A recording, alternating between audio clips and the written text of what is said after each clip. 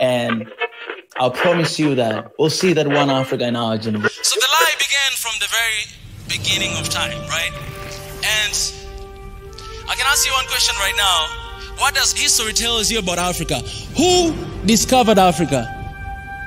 If you write right now on Google who discovered Africa, you find out that it's one white man that he came and discovered Africa. And you can ask yourself that how can you discover a place that already exists?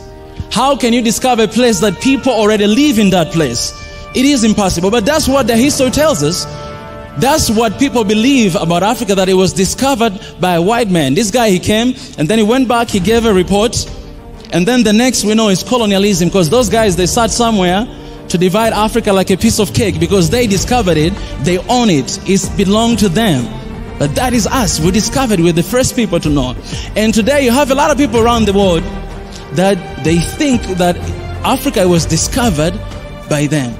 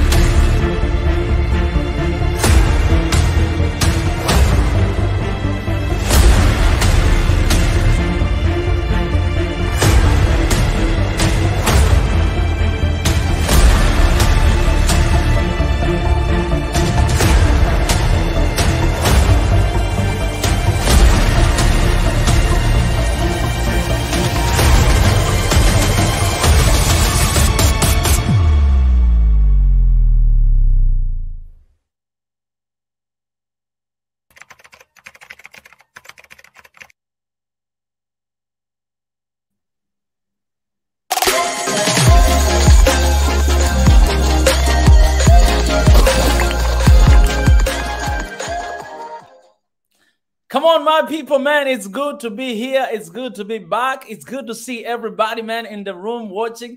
I'm seeing here your comments. It's good to see my brother Big E, the voice of Africa right here. Salam, greetings, man. It's good to see you. It's good to see Marie. It's good to see Maria Antoinette, man. Oh, the family is right here in the comment section. We have everybody. It's good to see the team, man. We have Paul Justin in the...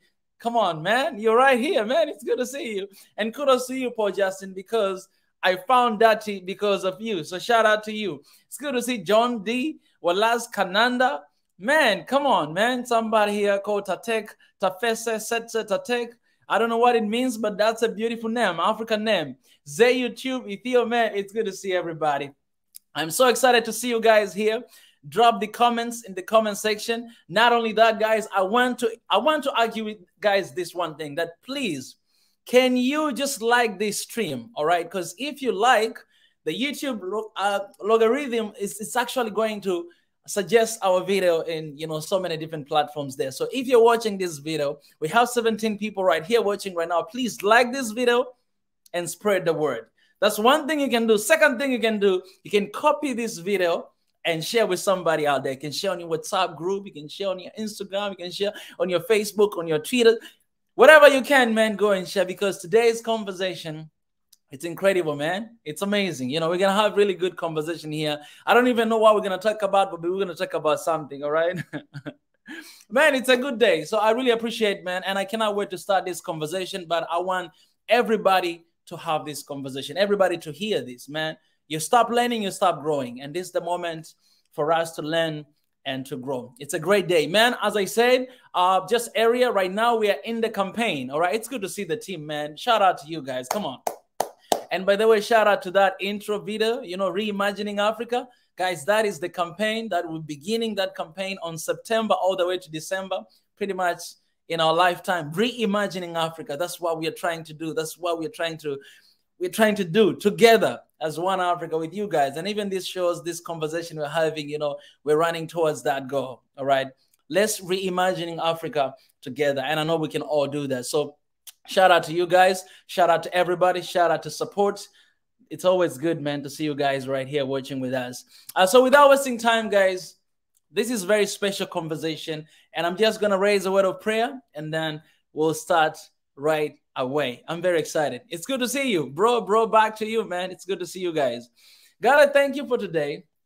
Very beautiful day, and this conversation that we're gonna have, I'm gonna have with my sister Dati. I'm very excited, honestly, and I know that a lot of people are. They'll be listening, they'll be watching from different corners of this world. So I just pray that whatever that you want to do today, it may happen. I pray all these things in your name. Amen. Welcome, everybody. All right. African spirit is not a selfish spirit. We have a spirit of Ubuntu, right? We love sharing. Sharing is caring. So please copy this and share with somebody. Some of you, I know you're watching this, after the live stream. You can also do that. It's amazing. So without wasting time, ladies and gentlemen, let me take the moment to invite my sister, Coach Dati. Hey, what's up, sister? Hello. How are you, Mika? I think the connection. What just happened to me? How are you, Dati? I'm fine, thank you. How are you? I think the connection. Are you back? Exactly. In 1 second there, I just lost the connection, but everything is good right now. That's why I had to pray before this live stream, because sometimes it happens like that. But all is well. All is well. How are you? How are you doing today? I'm doing great. I'm doing really great. I've been really excited for this conversation. We have been trying to talk, throughout the week, and it never happened. Both of us were quite busy. So, but I'm excited that we get to do it right now. Like it's unbelievable that we didn't get to talk. I know. I thought actually that we'll be able to talk, but you know what? Nevertheless, we're gonna have this conversation today, and we'll talk after this conversation. Oh yeah. I'm all in. I'm all in. By the way, we are talking now anyway, so this is good. This is special, It's special. Maybe it was meant to be that we shouldn't talk until we have this conversation live in front of everybody. So maybe this was supposed to happen. Absolutely. Absolutely. Actually, that's what I try to do most of the time when I have guests. Like I try not to talk to them before, because, if you know someone, then the conversation might change a little bit. So I always want this to be exclusive like this. So maybe that's why it happened the way it happened. You know what I'm saying? I hear you. But I really appreciate for you coming here. Second time on a row. You were here last week with Paul Justin for Swahili session, and you're here today on my show, Exclusive Mondays. I really appreciate. I know you're really busy and you have a lot of things on your plate. I just mentioned earlier, but I appreciate you stepping down here and have this conversation. This means a lot to me, because to me and to Africa as well. You see that? I see it. Thank you so much. That's what we do for, that's what we do for. So I really appreciate you doing that and giving me your time. Your time is very precious. And, I didn't check the amount of money people they have to pay when you coach them. So this time here is precious, and I don't take that for granted. Thank you so much, Mika. I'm happy to be here. Thank you for inviting me for the second time in the row.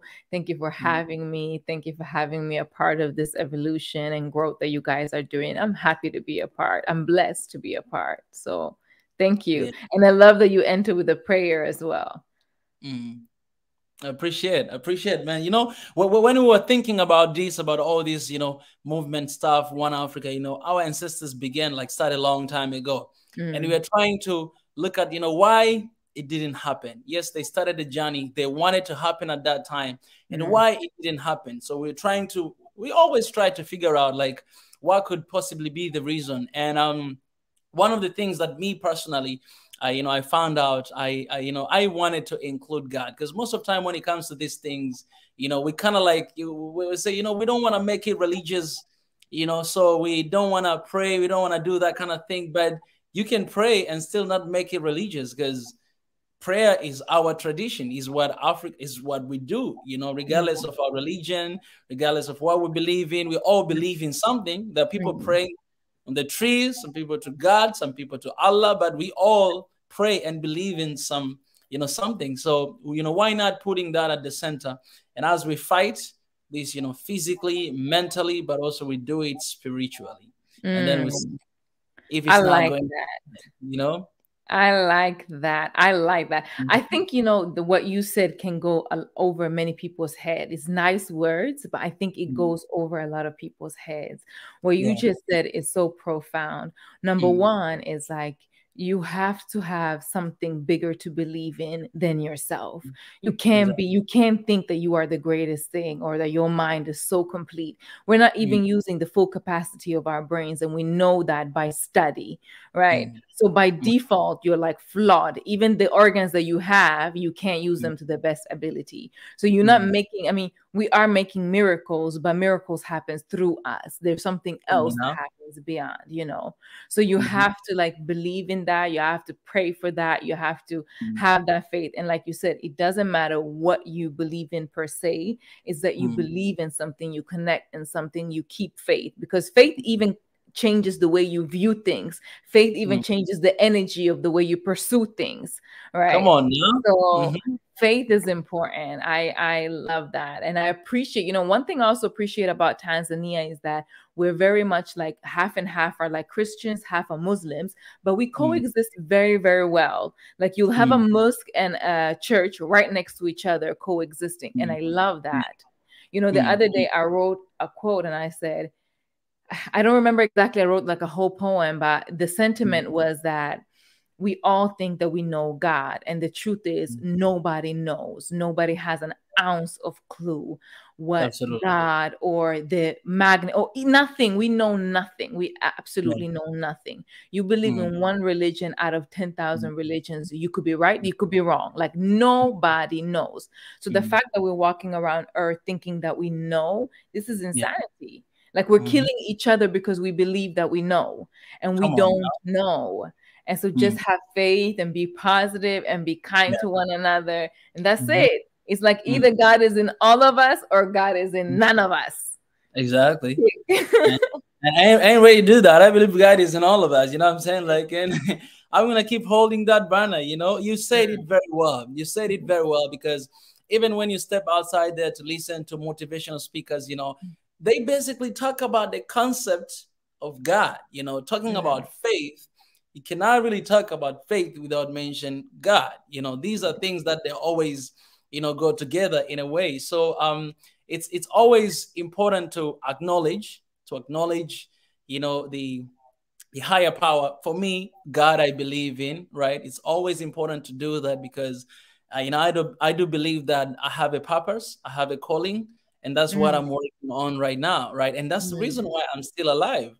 The day I'm going to be gone, I'll be done with my mission. You know what I'm saying? As long as I'm not done, I'm still here. Until I see the day you see One Africa, I think that will be the end of me. You know what I'm saying? Like, because I'm being called for this, I don't know if I'll have another mission after that. So it's beautiful. It's always beautiful to have this, belief. When you have faith and you have a purpose, like you said, you have a mission. When you have faith and you have purpose, you got glitter in life.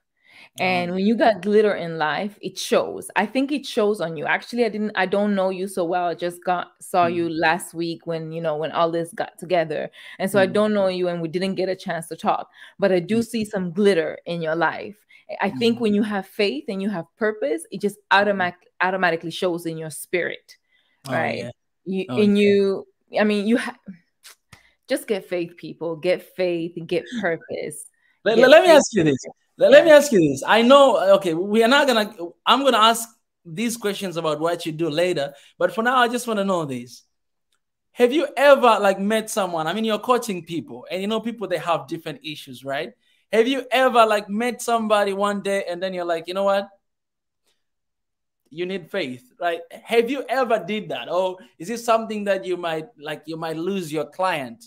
Because I don't know how to say this. Like, there are things that people might tell you, and then you think to yourself that, man, I don't see another solution than God here. Like, if you're a man of faith, if you're going to church, go there. If you're going to mosque, go there and find something. Have you ever faced something like that before? I never try to push down faith down my clients' throats, right? But my job is to also push them a little bit and give them the truth. But the thing is, faith and hope also goes a little bit together. What I do say is that, so faith is when you have faith, it's stronger than hope. Hope is very wishful, right? You're keeping hope alive. Hope is the last thing that leaves the body. When you lose hope, you just got nothing. Oh, I think he's gone, but we're still here. Let me continue. I'm still here, you know. You're still here, right? Right. So what I do is I tell them that, you know, you have to have hope. So when you have faith, you can hold on a little bit stronger. But no matter what, God works, like I said, miracles happen through us. Right. Yeah. So when they have hope, you're going to see that things are going to come around for you. So I tell them, I say, okay, you have two choices. Either you do it your way, continue doing what you've been doing. You're going to continue getting what you've been getting by minimum. Usually it gets worse. If you continue beating a dead horse, usually it gets worse. But by minimum, you're going to get what you've been getting. Or you get a little bit of hope and you do something different. Right? Do something different. Try this. All right. And it doesn't mean in the trying, and I always tell them it's not about the doers and the non-doers. It's the ones that practice and the ones that don't. Everything is a practice. Anything you want to do in life is a practice. You want to start meditating, practice. You want to have a gym body, practice. You want to become a coach, practice. You want to start talking in front of millions, practice. So it's never the ones that actually do, that have it all, and the people that don't. It's a matter of those that practice and people that don't practice. And so if you want something, practice. And so I tell them, you want this result, it can happen for you, but it will require practice, and it will require doing, and it will require hope. And you won't get it immediately. Just because I told you to do this doesn't mean you do it for 1 week and you get it. You got to start seeing everything like going to the gym. You go to the gym, first week, you're not going to see nothing. First month, you're not going to see nothing. By a year, you're going to see your muscles. Like there's going to be a difference. 6 months, you're going to see a difference, right? So everything is practice, and you got to let it marinate. Yeah. You can't have immediate results. So that's what I tell them. Be hopeful and do. And, you know, people resonate with that because it's the truth. They know the truth. You recognize the truth when you hear the truth. You're like, either I can continue doing this, or I can be hopeful. And some people choose to continue doing it, and some people choose to be hopeful. And then by 6 months, they have different results. So, well, we say this in Swahili Nation. We have on our banner that, you know, to see like commitment and consistency. I know a lot of people knows this, that commitment is what gets you started, and consistent is what gets you finished, right? Whatever you start. What you're saying is, you know, absolutely correct. And well, it seems like we already started. Guys, that was just introduction. We haven't started yet. So let's get back to the show. Dati, I really want to know who you are, like anything that you'd like our people to know. Let's say, you know, we have people here who are seeing you for the first time. Guys, welcome to the show, everybody who is right here, right now. If this is your first time to see here Dati, man, you're going to get to know who is Dati.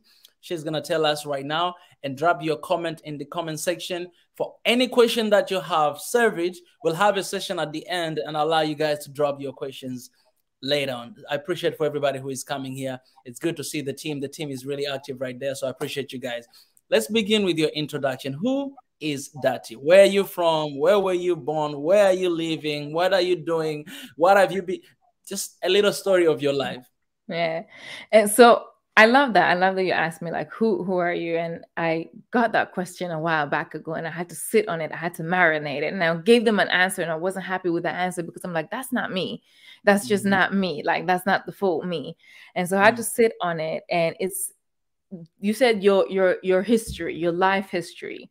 So yeah, I have a life history, but it's not who I am. Right? I am a soul on a journey. That's it. I'm just a soul on a journey. And I think we all are. We all want to be like super duper special. And we are all super duper special. But in essence, it's all like a soul on a journey. And I happen to come in this format.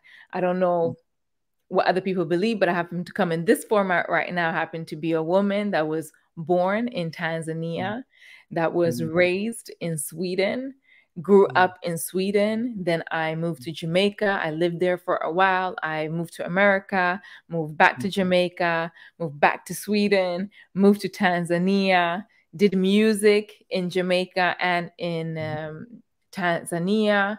And then I came back, went to school, studied psychology, studied coaching, got some diplomas and my bachelor's degree specializing in psychology. And I opened up my own business. And now I'm coaching. And now I'm sitting here in front of you having this conversation. Man, like it sounds like you've been everywhere. But I want to know this. So who in your family, like your dad and your mom, who is from, this side of Africa, Tanzania? Because, you kind of look like Chotara, right? You're Chotara. No, both of my parents are from Tanzania. Are you kidding me? Yeah. Really? Yes. Are they look like me, or they like look different? They look like, my mom is lighter than me. And my dad was slight lighter than me, but almost around the same complexion as me. Wow. So yeah. Why did you move to Sweden? My dad moved to Sweden when we were really, really young. So I think he moved when I was like 40 days. And then after 6 months, we came. So he had the dream of always like, when he was in Africa, he's like, I'm going to go to Europe, man. I belong somewhere overseas. He had this dream of being outside.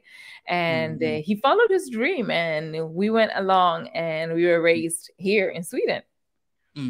One thing that you really impressed me, because I didn't know that, like when you moved to Sweden, or how old were you when you moved to Sweden? I was 6 months, like around 6 months. 6 months? Yeah. And how did you learn Swahili? Because that really surprised me that you moved like when you were 6 years old, but you still speak just an amazing Swahili. How did you manage to keep that, your identity of where you're coming from? Because I know a lot of people who moved long time ago, including me. I just stay in, Korea like for 9 years, and then I was struggling to speak my Swahili, guys. No attacks to me. I'm just being honest. But you moved when you were just like few months, not even 1 year of old age, and you still speak fluent Swahili. How did you manage to keep that identity? And for that, maybe there's a credit for your parents too. I would give big credit to my mother because she was really strict on us like speaking Swahili. And then I think also the other part was like I had a super interest in, I'm super patriotic. I've always been, there's something about Tanzania and back home, Africa, it has always drawn me. There's something about back home that's always drawn me. So I think a little bit of my own interest, and then a lot my mother like pushing us to speak Swahili.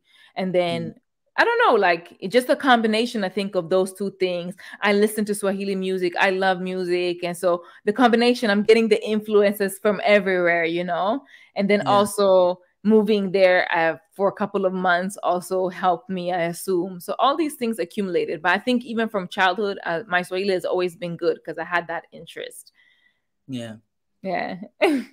That's incredible. I think, we have something to learn there, because in our platform, we have a lot of diaspora, they're always here supporting everything we do. And it's always cool, to have people who still, hang on to their, identity. And I think that's what we are fighting for, even here in Soil Nation One Africa, reimagining Africa. I don't know any other language though. Like I studied French for so many years. I don't know nothing. Like nothing went into my head. So I don't know about other languages. I just know my native language. It's good. You don't need to know that language. You know what I'm saying? Anyways, so let me know this. How was it for you growing up outside of Africa, in Sweden? You went there when you were a little young. How was it growing up? Like your experience, what, the good times and bad times, all those stuff, how was it for you?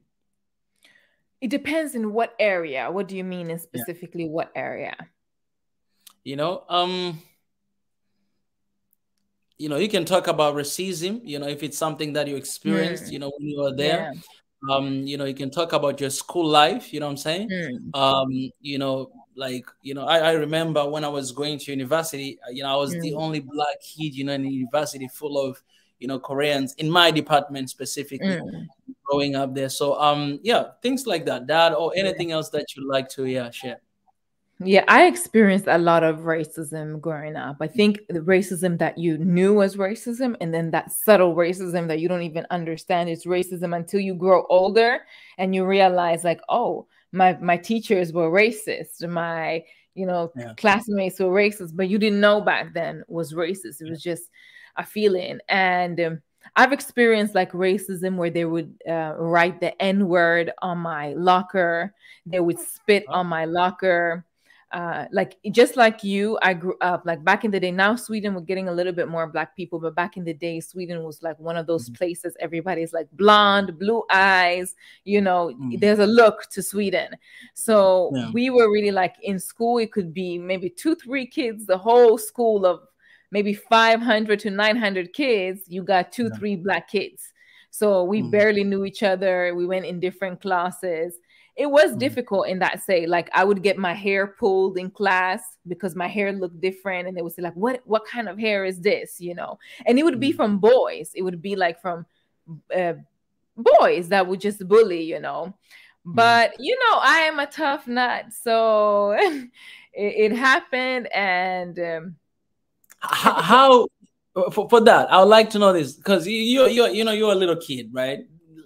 Where you, is this something that were you prepared for? Like, is this something that you knew that this is going to happen, or you were just shocked that why am I treated this way? And how did you deal with that negative energy? Because you know, when you're grown up like this, I mean, I experienced when I was just like 20 years of age, and you know, you at least know what is good and what is bad. But when you're a little kid, you don't really understand, right? You're being bullied and you know, you do all this kind of stuff. But for you, I want to understand the connection of what you're doing right now and how you grew up. You know what I'm saying? How did you deal with that? You know what? I don't think it's not like I per se expected it, but it's not like I didn't expect it.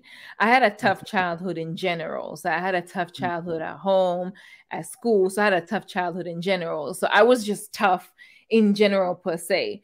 I wasn't a fighter. I didn't like to fight, but I would definitely like defend myself. You couldn't just come and bully me and I'll just be there sitting there quiet or cry. Like we're facing each other. I don't know if I'm going to win, but we're facing each other, you know?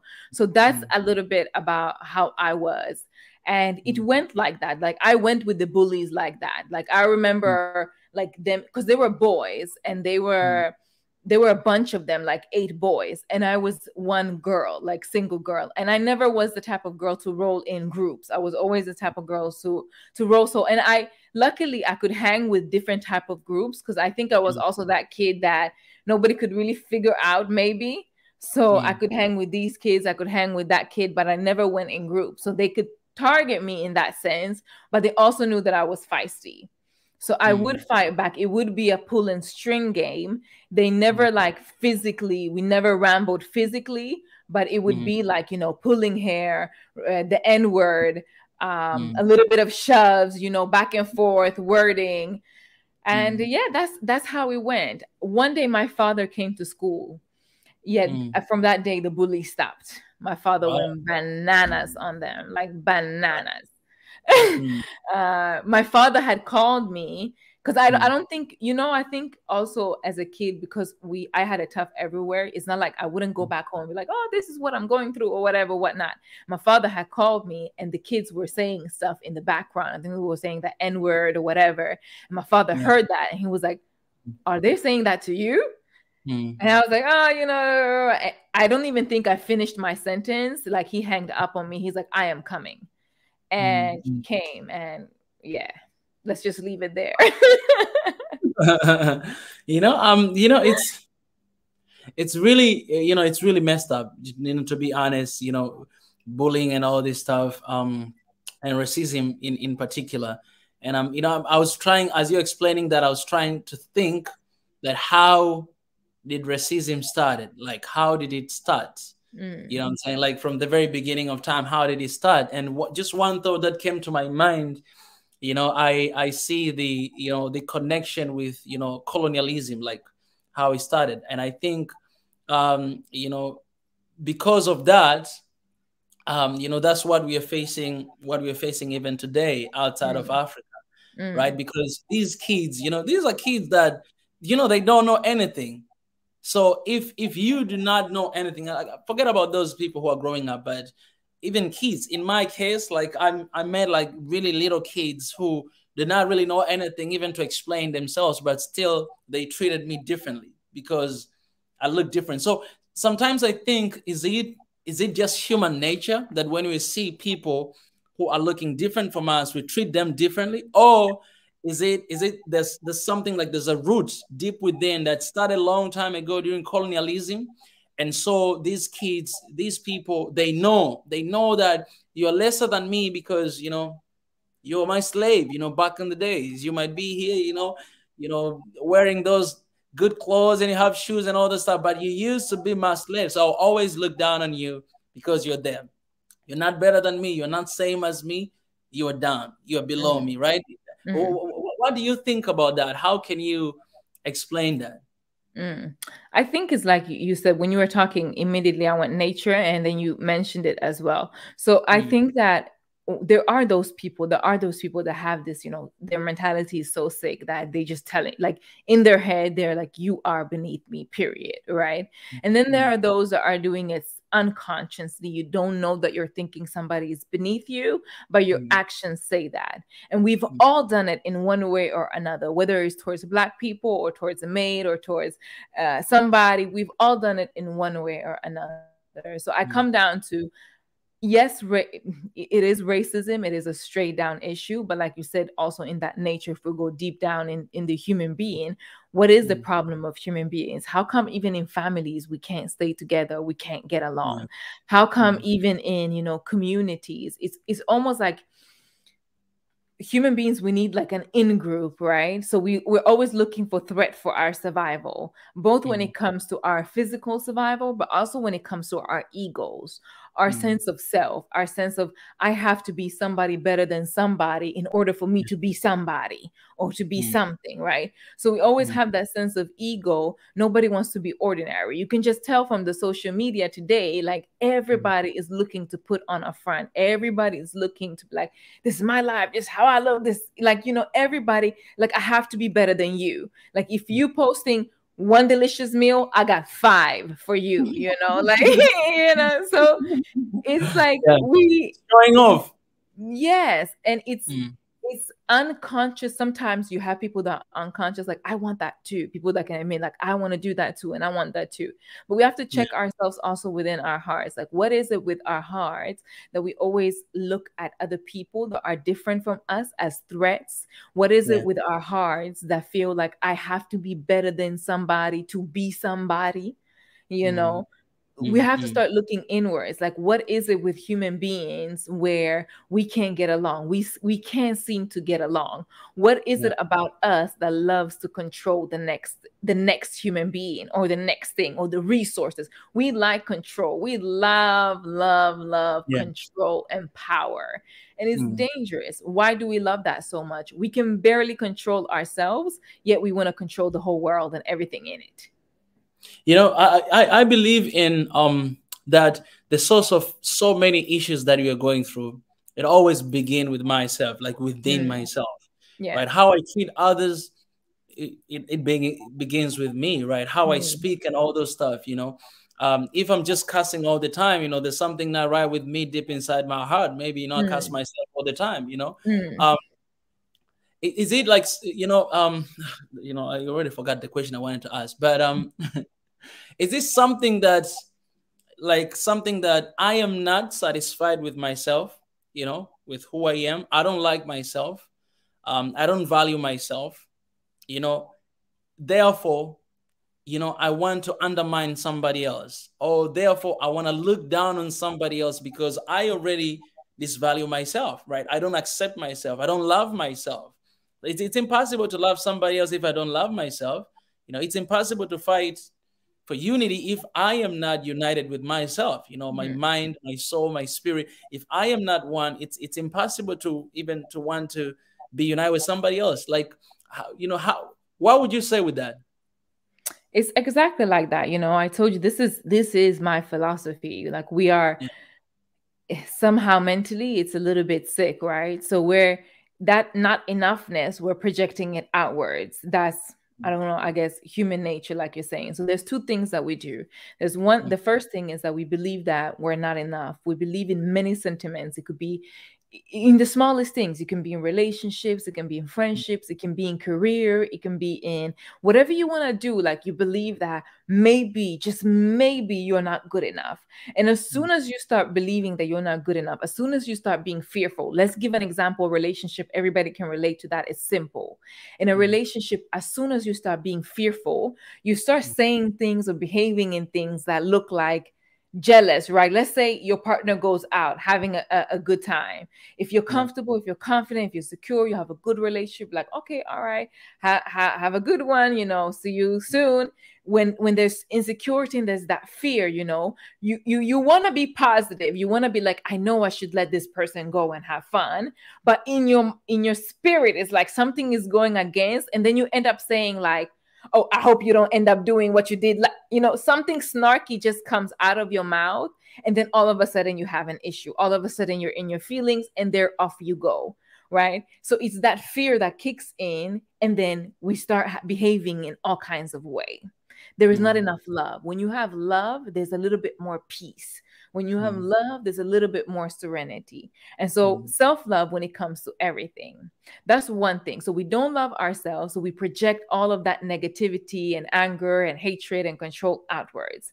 The other thing is that we don't love ourselves enough to validate ourselves. So when somebody else projects their hate and anger and negativity, we take that and we say, what's wrong with me? Why did they treat me like this? Why did they do that to me? In reality, it just had nothing to do with you. It has everything to do with that other person, because we can't give what we don't have. If they felt peaceful, they would give you peace. But because they didn't feel peaceful, they felt fearful, they gave you what they had. Right? And so you have to look at it both ways. Usually, a lot of times when people are really, let's say, empathetic, really kind, really giving, we give and we give and we give and we give. And then when people do something bad to us, we think it's us. So we project whatever self-hatred they got and we make it our problem. Well, that's, I couldn't agree with you more, you know. So, you know, out of that, I would like to ask you this. Area, you say that you had a tough childhood, you know, in school, at home. I want to go there at home a little bit. What did you mean by saying that? Like, you know what? I think even without going into details of like personal childhood, I think a lot of people had different tough childhood in different ways. Mine was personally, it was tough both at home and in school. But at the end of the day, I also believe that life happens the way it's supposed to happen, right? And so it had to happen for me to be here today, for me to stand here today, for me to be the person that I am, for me to have the mind that I have, for me to have the spirit that I have, for me to obtain the joy that I have. I had to go through some pain and some misery. Now I understand joy much, much, much, much better, right? And so, you know, these things happen. Yeah. Well, I appreciate for that. Well, we're going to take a quick break. And then when we come back, we're going to talk about growing being and how it got started, what influenced you, and, you know, all those things. So, guys, stick right here. Share this link during this break, a little break. And, you know, like this stream and prepare your questions. Your questions, I'm going to read your questions at the end of this session. So stay right there. Don't go nowhere. I'll be back in a minute. So the lie began from the very beginning of time, right? And I can ask you one question right now. What does history tell you about Africa? Who discovered Africa? If you write right now on Google who discovered Africa, you find out that is one white man that he came and discovered Africa. And you can ask yourself that how can you discover a place that already exists? How can you discover a place that people already live in that place? It is impossible, but that's what the history tells us. That's what people believe about Africa, that it was discovered by a white man. This guy, he came, and then he went back, he gave a report, and then the next we know is colonialism, because those guys, they sat somewhere to divide Africa like a piece of cake, because they discovered it, they own it, it belonged to them. But that is us. We discovered, we're the first people to know. And today you have a lot of people around the world that they think that Africa was discovered by them.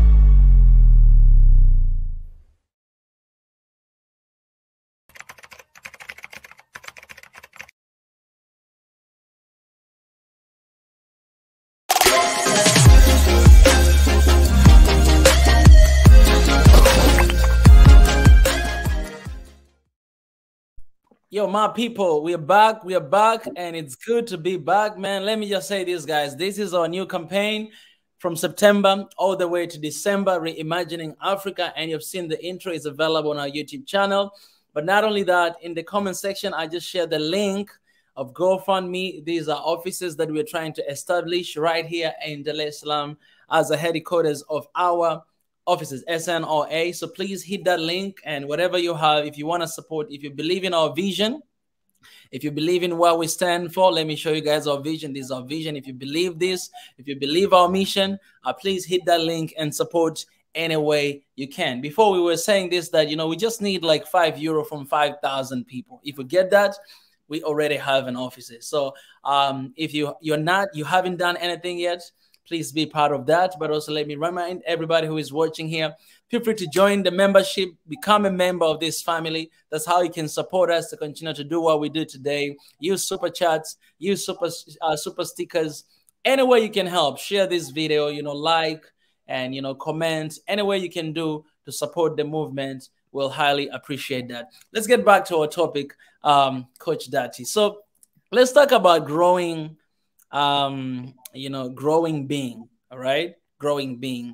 How did you get this idea, and how did you start it? I really want to know what really influenced you to start this, because, you know, every time when I meet people like you, people who are doing really amazing, transforming people's life, because that's basically what you do.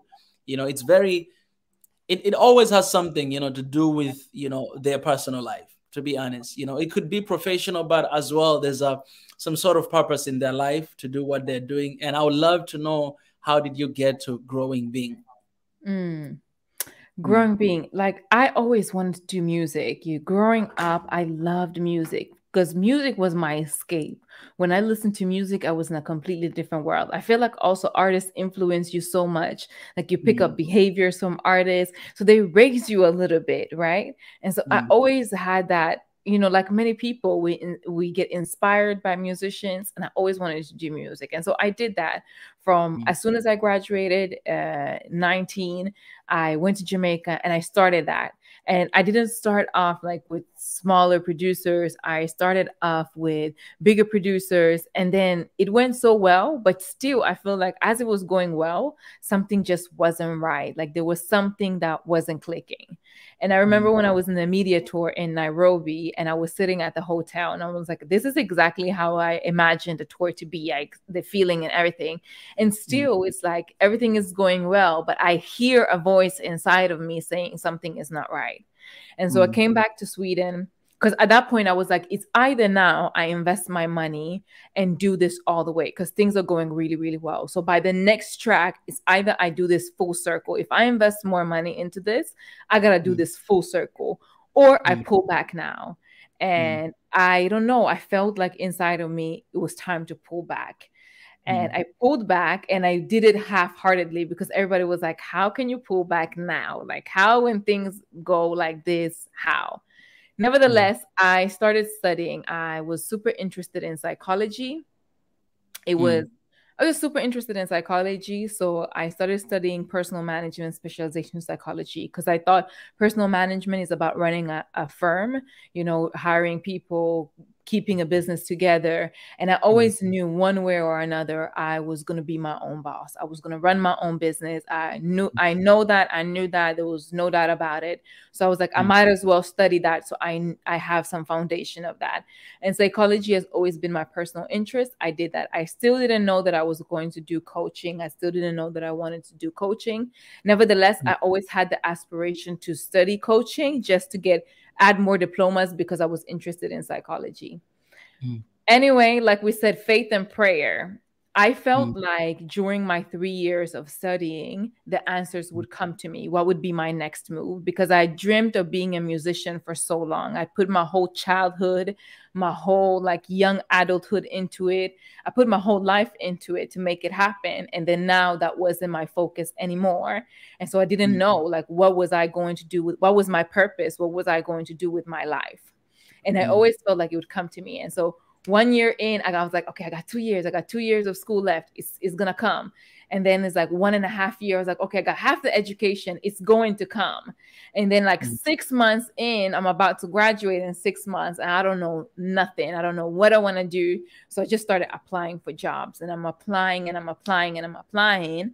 And I felt like I wasn't getting anything. And this is where we get to racism again, because my counterparts that was applying the same jobs was getting. I was a top A student. I was always top A.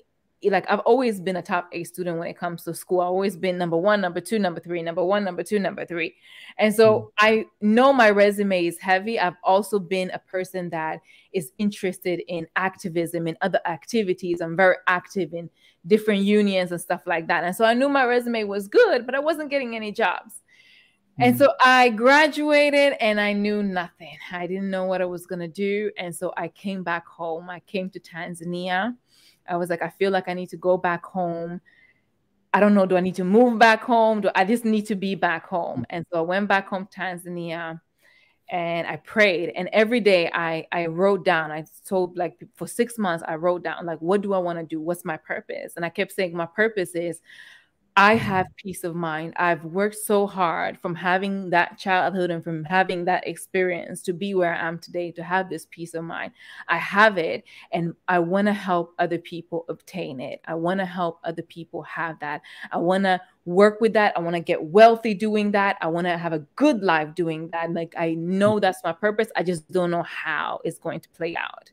And so I kept writing that for 6 months. I didn't know how it was going to play out. And then one day, I just woke up, like, literally it was one day I woke up and it was like, yeah, you need to be coaching. You need to get your diploma like yesterday. So immediately I went in, I got another diploma. And in the process of doing that, I was like, I'm going to open my own business. I'm doing this. And yeah, I just started doing it. I started picking up names, and I don't know, like I said on the other episode, growing being for me is like I said, the name of it is like, we're all growing and we're all beings. We think that because we're adults, we're supposed to be like full and complete. And this is the thing that's also keeping us stuck, because we believe that we shouldn't have flaws. And so nobody wants to flaunt their flaws because our egos, you know, but when you flaunt your flaws, you have a way of working through them and growing through them. And that's the whole point. And so that's why I chose the name Growing Being. And that's it. I've just been working full time, putting all my energy, investing money, making money, and just doing it. And I know I'm doing the right thing because I love my job. You know, like you said, like all the time I'm talking to a client, all the time I'm doing something, all the time I'm working a lot, but I love my job. I had this summer, I had a little bit of a break, and I was enjoying with my family and friends. And as soon as I got back to work, I mean, as hard as it was to be like leaving the good times and go back to work, when I got on the phone with my first client, I was like, yes, I enjoy what I do. I enjoy this.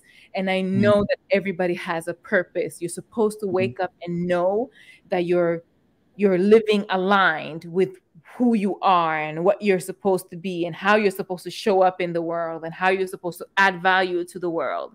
And so that's what I feel with my work. And so I know I'm in the right field. Nevertheless, I'm an entrepreneur. It's a business. One day is up, another day is down. So how do you motivate yourself? I mean, because things like this, you know, you talk to a lot of clients. We were talking about this, you know, before I said live stream for like 1 minute, that I said that how do you recover yourself from, you know, your throat, because, you know, you talk a lot, right? You talk with a lot of clients and you give a lot, because what you're doing is giving, and you can't really give what you don't have. But the thing is, if you give a lot, you become empty, right? So how do you feel yourself when it comes to, you know, giving and giving and giving? How do you feel yourself? Do you feel like sometimes you personally, you feel like, you know, stopping doing what you're doing, or do you feel like, giving up basically? And how do you motivate yourself to keep going? Different layers to this. So the first one, you know, with my throat, if you saw me on the break, you guys catch me, I was just putting down my water, you know. So every break I get, like, I'm sipping some water, because yes, my throat, like, I talk constantly. But like I said, I'm a talker to begin with. Another thing is I am a giver also to begin with. By nature, I am a giver. Before I started doing this, my friends and family were already like, you need to be a psychologist. You need to be doing this. Because most people call me when there is trouble, they call me. And so like, you need to do this. Like, I have friends and family, like I couldn't imagine doing life without your advice, or doing life without having you there. So people need this. And so I was like, okay, maybe I take who I am and what I do for granted because it's who I am and what I do. But I'm starting to see that it's a value and it adds value to other people. And so by nature, I enjoy what I do. And by nature, I enjoy giving. And it's also fruitful for me because when you're a person that gives, this is how you function. I used to give to the wrong people, and that is draining. That is draining. I've learned how to give. Even when it comes to my clients, I have to learn how to set boundaries. I always learn to take responsibilities for my feelings. And I always learn, like, people can't drain me unless I allow them to drain me. People can't take what I don't allow them to take. I give it, right? And so I learned to take that responsibility, and I learned to be like, you know what? I can't do more than this. This is where my limit goes. Or sometimes you just got to let go. Some clients, I have to let go of them because I'm like, it's either we're going to do it like this or we're not going to do it because this is my boundary. Like I have to set a boundary. But I enjoy giving and I enjoy going the extra mile for my clients. And sometimes, you know, I have to take a day off. Like there are days where I wake up and I'm like, energy zero. And so I allow myself, because I'm my own boss, unless I have meetings, unless I have something specific that I need to do, I give myself that day and say, you know what, you can rest. I try not to do my business like, oh, I have to win. I try to do my business in peace. I try to do my business in a flow. I try to do my business as I am enjoying it because God intended for me to enjoy this. It's already mine. I don't have to fight for it. It's already mine. And so I try to live in that abundance and work in that abundance. And it works for me. And when it comes to motivation, because you have to remember, I'm also like, somebody else can be like, oh, you're an entrepreneur. You got your own business. Way to go. Success. For me, it's like, this is the mountain. I feel like I'm just here. Right. And so I feel like I have a bazillion, 10 million things to do and accomplish. And that's my motivation. Like, I know there is so many other things that I want to do. And I have to sometimes talk to myself. I tell my clients all the time, affirmations, go and talk to yourself in the mirror. Sometimes I talk to myself. I'm like, you got this. You got this. Today, you got it. You know, I have to motivate myself and talk to myself. And I got it. Some days better than others, but I show up every day and I do it. I love that. Love that. You know, thanks a lot. Talking about that, Dati, I want us to hit one thing that we actually talked a little bit, you know, last week. I wanted to really, you know, extend to that conversation. And as I said, you know, area that we are in the season of reimagining Africa. And I think this is one part of it that we can reimagine, and especially when it comes to, you know, children, the future of Africa, right? I asked this question, and I'm gonna rewind it again just to give a little bit of the background of what we're talking about. So, basically, my question it was about, Africa, and you know what we struggling with, right? You know that in Africa we have a lot of wars and other stuff, and we have, you know, our beautiful kids who are, a lot of them have been affected by something like that. You know, one day I met this one kid, Dati, and very young kid, and I asked him that, hey, who do you want to become when you grow up, right? And he told me that I wanna be rich, and I was like, what do you need money for? He's a really little kid. He said, you know, I want to have a lot of money, and I want to buy like a private jet, and I just want to go there, and I want to kill everybody in that village. You know what I'm saying? That's a little kid. These are the impacts of what has been happening in Africa for so long, you know, civil wars and all this stuff that has happened. You know, it's messing up, and especially it's messing our, you know, our children and the future of Africa. So when I look at that, I'm kind of like concerned, like, you know, where are we gonna be in 20 years, 30 years if we have people like this? And this is not just anger that comes from nothing, but it's an anger that has been generated from series of actions. This kid has witnessing like his parents being killed, his friends and everything. So, you know, they turn out to be that kind of people, you know, and it's almost impossible to change this mindset, you know what I'm saying? Because you see why, you know, they are thinking this way. And so we're talking about that. And, you know, I asked that, you know, how can we really, you know, save our children from this kind of environment? You know, how can we save children like the one I gave an example, you know, that example. And, you know, we've spoken about, you know, the punishment as well in Africa. And after that conversation, I had to do a little bit of research. So I saw this one article that basically it's analysis that say hitting children is not an African tradition. And, you know, when you read this, it's really nice article. And when you go all the way down here, there's one part, I love it so much. You know, this guy is saying that, hey, we need to get back to traditional practices of how children were raised, teaching values through storytelling and illustrations, right? And I really love that part, because this is how you know, our ancestors, you know, back in the days, they were using actually to teach our kids. I remember me personally, my dad was reading stories to me all the time. Like at night, we'll sit and then he'll read the story about this one guy who was stealing something, you know, and he end up, you know, in hell, you know, because of stealing. So as a kid, I'm like, I don't want to go to hell, you know, I want to go to heaven. So I should not steal, you know what I'm saying? So those kind of ways. And this article basically is just talking about, is saying that, you know, these things of, you know, beating children and all those stuff, you know, in that way, it's basically came through, you know, colonialism. Like, right, you know, we saw our ancestors and how they were beaten and, you know, treated, you know, and so we do that to our children as well. It might be, you know, even without knowing, right, the way that we're beaten. And I was having this session and I shared my personal history that I was beaten too, you know, to the point that I felt like I was adopted. And a lot of people resonated with my story. They're like, me too, I felt I was adopted, you know, in my own family. But, you know, the truth is, you know, we go through that, you know, when we were little kids. And I also share the story why, you know, I was so scared of water, and, you know, I couldn't swim. I just learned how to swim a couple months ago. But it's because one day when I tried to swim, I went somewhere in this one little dam. You know, my mom came all the way to that dam and she brought me back to school and she punished me in front of everybody. So I was scared. Right? If I go to swim again, I'm going to be punished, right? So since then, I was just scared of water and I don't want to swim again. And somebody suggested, say, what if instead, because one of the reason it was like, you know, because Mika, these are very dirty water, you know, why are you going there? It's school time and all this stuff. And so somebody said, you know, there's a different way you can solve that. Either, you know, let's say giving you some swimming lessons, right? Okay, so there are swimming lessons. Then instead of going there, the dirty water, go there. But we didn't even have swimming lesson in my town back then. So that's another thing.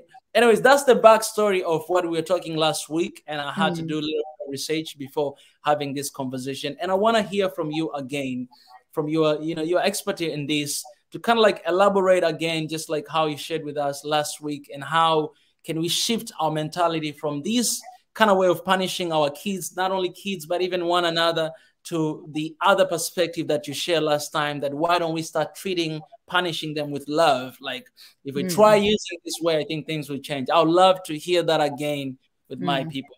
That was quite long.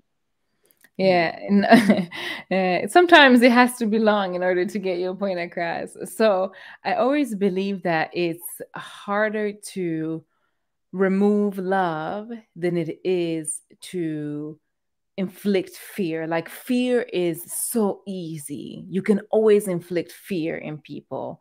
You know, a lot of actions that we take as human beings are because we're fearful. Fear is a very strong emotion, right? And so when you've given children a foundation of love, it's much harder for that person to become fearful, because there is a solid foundation and there is a sense of self. There is a sense of, there is something there. There's an anchor. When you don't have that, it's so easy to become fearful. Our children in Africa, we love, like we said, punishment. We love fear, you know, even the way I grew up, like you said, even the way you said, Mika, you know, your father, you know, with a thief, and you didn't want to go to hell. And so it worked out fine for you because it regulated your behavior. But I believe there's also another way. I was also brought up like that. Don't do this because it's going to happen like that. Don't do that because this is going to happen. Don't do that is going to happen.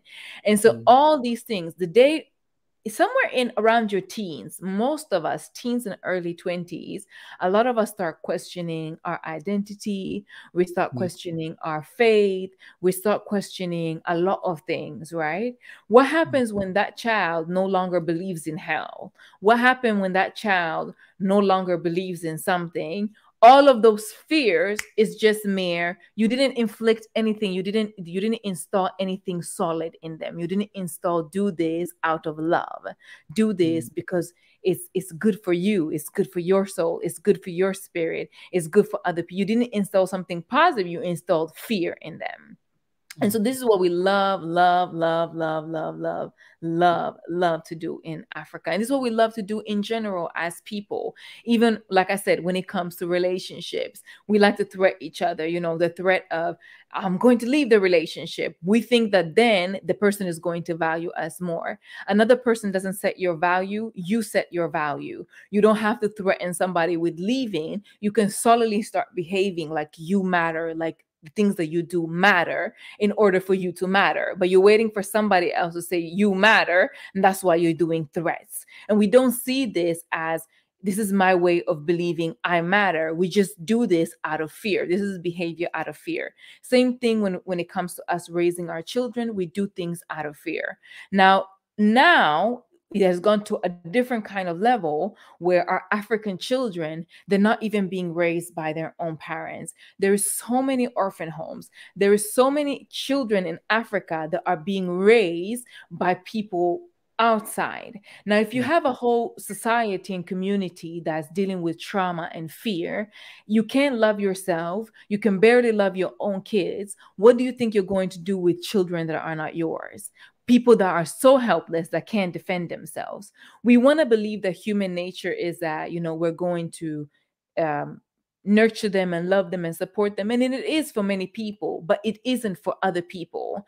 Other people have other types of biological welfare and other things trigger. Like I said, in psychology, there's nurture and nature and nurture. You could have somebody that could have a narcissistic personality disorder trait that wasn't activated because the nature, the nurture wasn't activating it, because they lived in a loving society, they lived in a loving home, so that DNA didn't get triggered. They never start acting out on it.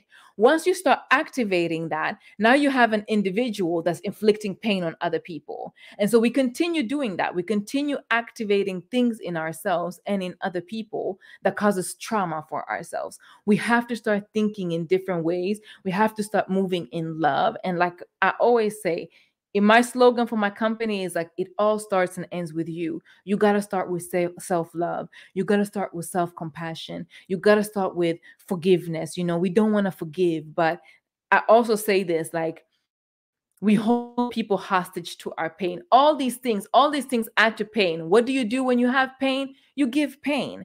I told the other day a family member, I said, you have to forgive that person. I said, I will never forgive what they did to me. And I said, okay, that's fine. So you will never forgive what they did to you, but you were there for a long time. And so in essence, what you're saying is, I will also not forgive myself. Right? Because you were there, right? And so you're not forgiving yourself and you're not forgiving them. So you're trying to hold them hostage in your pain while you're the one that's carrying the pain.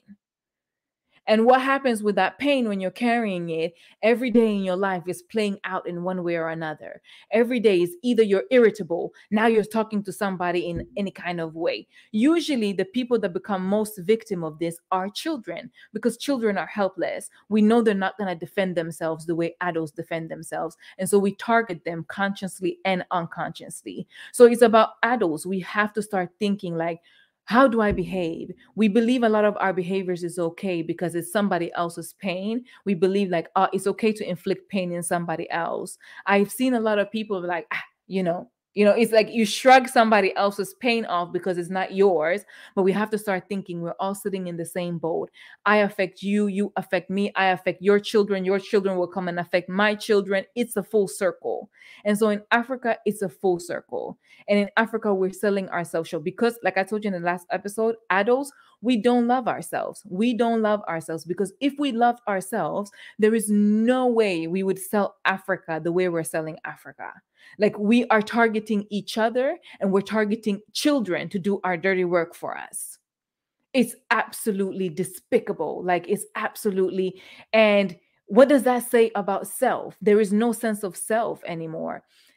A lot of things that's running Africa, a lot of things that's causing us to be in this situation, if we're going to speak about it, is economy. It's money.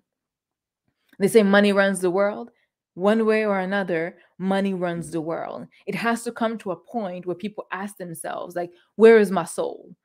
What do I want to do? And it's not only we talk about government people, everybody is out there like the problem is out there. No, it's in all of us. It's in every single one of us. You just look at people when it comes to celebrity. I sometimes look at people and it's like when they see a celebrity, it's like they forget all about morals and compass and everything. They just want to be around a celebrity. They just want to sit around. They just want to be a part. And it's like, this is a human being, just like you're a human being.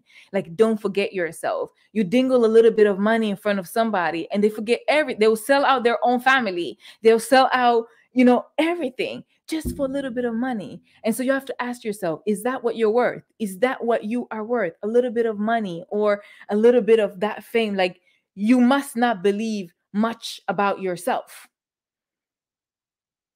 If you're willing to sell yourself out that short to be a part of something, that means you feel like you're a part of nothing. And that goes to say, like you said, also, Mika, majority of us felt like we were adopted. You know, so it's a cycle. We are in our own homes. We don't feel like we belong. And so now we're out there in the world looking for a place to belong. And we believe that power and money is the way to get to it. Power and money is how we belong. There's so many, like, you know, spider nets coming together into one thing that's making this happen for us. And so we have to ask ourselves, like, what am I worth? What is my sisters and brother worth? Like, how do I view a human life? Just a single human life. Another human life. How do I view another human life? Is somebody else's life as important as mine? Do I believe my life is important? Because a lot of people don't even believe their life is important. You know, when you have that problem, when you don't feel like you're important, where do we go from there? Destruction. You're on mute. Sorry. How do you begin to believe in yourself? Like, you know, how do you begin to believe that I am important? Let's say you're in a situation that you don't believe that you have value. You don't believe that you're important right now. How do you change that? How do you begin to believe in yourself? How do you do that? I think one way is like starting to believe that everybody is important, right? This is the thing again. We want to believe that we're more important than. I'm more important than, therefore I'm important. I'm more popular than, therefore I'm important. I have more money than, therefore that I'm important. We'd like to compare with other things. This is not how we were created. God created us all. Like, everybody has a soul. Everybody has a soul. Everybody was brought into earth with a soul. Now we all got different bodies, but that doesn't define us, because when we leave, the body dissolves. Just the soul will go. Whatever most religions that we have, we believe the soul will go. We don't know where, but we believe that the soul will go somewhere. So that means to say, you have to start believing I am just as important as somebody else. Somebody's just as important as me. And so when I start believing that, I also start believing there's nothing somebody else can do that I cannot do, just like there's nothing I can do that somebody else can't do. The only difference between me and somebody else is that I believe in myself. That's why I'm in this position. Right? The only difference between a person that makes and a person that doesn't is one believed in themselves and they put in effort towards it. The other one kept dreaming and didn't believe in themselves. You know, a little kid to that question, you know what, you know, last time I said, you know, Africa has been through trauma, a lot of trauma experiences, right? but right now, you know, all the conversation I have and comments and all those stuff, I see there are, you know, there are people who do believe that because, you know, you colonized me, right? And you know, I was your slave. Um, I do believe now that I am more important than you. Me Okay. personally, me personally, where I stand is that, you know, I believe I'm not lesser than anyone else, Mm, and I'm not better than anyone else either. And that's the message that we're trying all the time to address. That if we go all the way to the other side of the coin, I mm, think we are not in the healthy place. It's not what is going to help us, Africa, you know, mm, to defend and to protect, you know, our continent, our people, mm, our children, right? We need to mm, be somewhere whereby, you know, I don't need to be like you in order to conquer, right? You did it wrong, and I know it. I don't need to be like you right now to believe that I am better than you. So, you know, you don't deserve this, right? I can still believe that, you know, you are better in your way. I'm better than my way. We are all human. We all have values, and we all should treat each other with respect. Uh, mm. but you know, that's what I believe. But not everybody agrees with that, right? How do we get there? Especially for those who do not believe in that. Especially for those who believe that I am more important, you know, than you, regardless of, you know, and this goes all the way to the tribalism in Africa. Is something that we face, we're struggling with. That goes to all the way to religion, right? My religion is better than yours, right? It goes all the way to country nationalism, that my country is better than you. We have this and that. It goes all the way to all these elements that cause us to be divided, right? It goes all the way down to that. But how do we get back to that place of that, you know, okay, I'm a Christian, you're a Muslim, I'm no better than you. You believe what you believe, I believe in what I believe, right? How do you get in that place? Because I believe once we get there, then we're gonna save a lot of people's life. Mm. It's a big question. It's a big question, and I don't have a big answer for that, right? Because I don't know if I had the answer for that, we just solve this problem right now.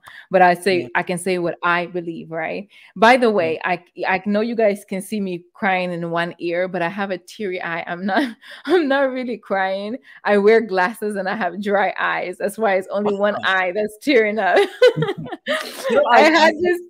I saw that and I thought my question touched you. Come on. I thought my question really touched you.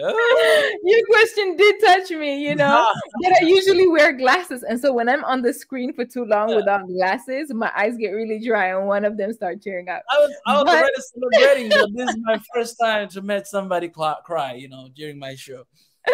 damn, we're gonna have to redo it. I'm gonna have to cry again. We're gonna have to redo it. All right. So this is I even forgot what the question was. Let me reboot. What was the question? Okay, how do we get to a loving place where we can accept each other, right? Yeah, and And look at each it's like other you through those say, lens. Yeah. Mm-mm. huh? Yeah, yeah, and like look at each other like, you know, and I'm no Mm, better than you. I'm special, you mm, special, and let's mm, figure this thing out together. You know what I'm saying? mm. Mm, We can't change other people. That's the thing. You mm, just can't do other people's work. But it's like you guys say, be the change that you want to see, right? You can mm. show up in the world. You know, sometimes when you show up better, it Yeah, inspires other people to be better. Sometimes yeah. I've done things just because, you know, it's who I am. And so somebody came to me and said, you know what? That taught me something. That inspired me to do something. Even I have seen other people do stuff. And I'm like, Mm, I know I can do that better. I know that I can do that the way they did that or better. I know I can elevate myself. Maybe before I used to react in this way, but now I can show up in that way because I've seen it being demonstrated to me. mm, Sometimes you just don't know what you don't know until you know, right? And so, like we say, we can't change other people. We can't say, I'm going to be good and I'm going to be loving. And in return, you're going to be loving towards me. Then you're doing it mm, for all the wrong reasons. And it's just not going to work like that. That's not how it works. A giraffe is a giraffe. A zebra is a zebra. A horse is a horse. A snake is a snake. I mean, we are what we are. And so you just got to decide, what do you want to be? What part of history do you want to play? What journey do you want to experience with your heart and your soul? And so you show up like the change. You mm, demonstrate that change. And it doesn't mean that people are going to demonstrate the same thing back back towards you, but somewhere along the journey, you might transform somebody else or inspire somebody else, and that person inspires somebody else. And so it goes. Right. And so I believe that's chain reaction. Yeah. Chain reaction. You know, I love that because like sometimes, you know, when it comes to this, you know, these things like, you know, motivations and inspiring, a lot of people, they want easy way, right? They want A, B, C, D, like one, you do this, two, you do, and then you go. But I love the fact that your answer is actually coming back to me, right? That I need to put on action, right? I need to do the work. I need to do the effort. And that's one thing that I really enjoyed in the last session. I was like, I'm going to have this conversation with her again, because it comes back to me, you know, as you say, you're, you know, what you believe in what you're doing. I think, you know, that's beautiful. I love that. We're going to take another quick break, but when we come back, I'm going to go through the questions from our people. So guys, everybody who is watching here, drop your questions right now. It is the time. And when we come back in just a few seconds, you know, we'll begin to read those questions. Drop the questions in the comment section, and I'm going to go read very soon. We'll be back just in a moment. So the lie began from the very beginning of time, right? And I can ask you one question right now. What does history tell you about Africa? Who discovered Africa? If you write right now on Google who discovered Africa, you find out that is one white man, that he came and discovered Africa. And you can ask yourself that how can you discover a place that already exists? How can you discover a place that people already live in that place? It is impossible, but that's what the history tells us.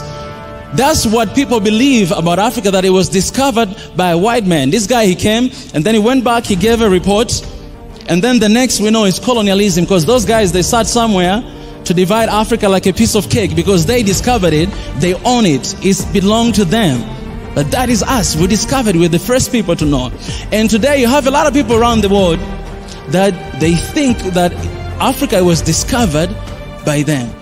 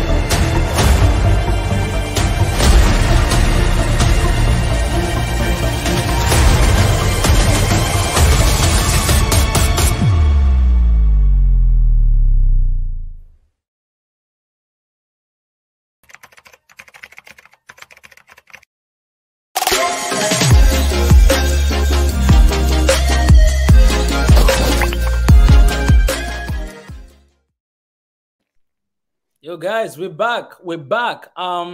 So I'm just gonna go around and read the questions that I have here.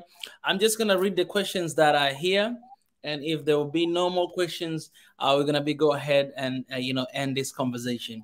The first question comes from Johnson Smara, and this is personal question to you. He says, I believe coaching people about life and relationships requires many years of experience. I see she is very young lady. I want to ask Dati why should take her advice. I see a young lady. That's a good question. I love the question. Thank you, Johnson. I appreciate the question. I believe that if you have something and you have doubt in your heart, you should always question it. I love that. I was reading the comments as well. I think that Wallace also explained this. Wallace explained it for me so perfectly that I'm not sure if I need to add so much more, but let me read Wallace's comment, and then from there I will explain a little bit more. So Wallace said, the only thing that comes automatically in life is aging. Maturity is a choice. So age isn't a factor when it comes to wisdom. Focus on the content, not the container. And this is so perfectly said for many, many reasons. One, I understand that, things come with age. And I believe also as I've aged, I've, for every year, people have always told me since I was a young child, you're an old soul, you're an old soul. I have cousins that are 15 years older than me, 12 years older than me, that come to me for advice. And they always told me, you are an old soul, you're an old soul.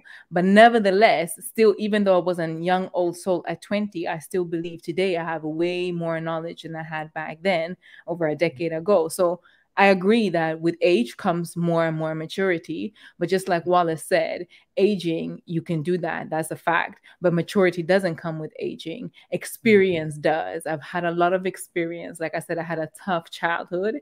And so I have to gone through a lot of things that maybe people double my age or maybe their whole life haven't had to face or haven't had to go through. And I've gone through them, and luckily with grace, and I've come out on the other side. And so I can only give advice based on my experience and my knowledge. And I always tell, even to my clients, I say, no matter who it is, no matter who you have in front of you, they will only give you advice based on their knowledge and experience. They might have the best intentions at heart for you. They might love you to the core, but they might not have the capability or capacity to give you advice based up until this level. And maybe your life is calling you for this level. And so the advice doesn't go. So you always have to look at the advice. But like I said, like Wallace said, focus on the content, not the container. This is another thing also with judging people. We like to do that. Just like we were talking about, when it comes to different things, when it comes to in-group and out-group, human beings, we like to have an in-group. We're like, okay, if you look like this, if you like this, if you like that, if you like that, then you're like this. But if you like this, and if you're like that, and if you're like that, and you're like that, then you're like this. We like categorizing people without actually just being, open and saying, let me just take in what's really happening right now. And so I have that. I've had clients that come into me that are 45 years old, and I give relationship advice. And they're like, okay, so I'm older than you. How are you going to help me? And I always say, you know what? If you were to take away my age and just listen to what I have to say, I believe the truth resonates with everybody. When you hear the truth, it resonates with you, whether you want to out, whether you want to accept it at the moment, whether you have to marinate it later on, but the truth resonates. When it's time for you to hear it, you will hear it. And so I always tell them, block out my looks, block out my age, and just hear what I have to say. And so that's how I transform lives. And be open, judge people based on their age or based on their gender or based on their look, based on their economy. Hear people out. Yeah. I want to ask something to that, and then I'll go on with the questions here. Yeah. What is the best advice or motivation you could give to someone? Is it something that comes from your experience? And with this, I want to be careful with this, because let's say I had tough childhood, right? And let's say I didn't figure out, right? I share of my experience. I didn't figure out.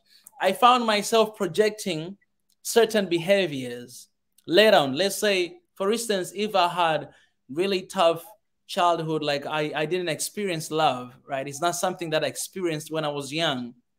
So I start to project that in my life later on, and, showing in a certain way that it's not really, it's not good because of what I went in the past. The same way, let's say I had the same experience, but also I'm start to project, like let's say I figure everything out, and so I'm starting to give the positive vibe because I went through this in the past, and I want nobody to go through this, right? So in a way, it's kind of like it sounds like a positive way of motivating or advise somebody.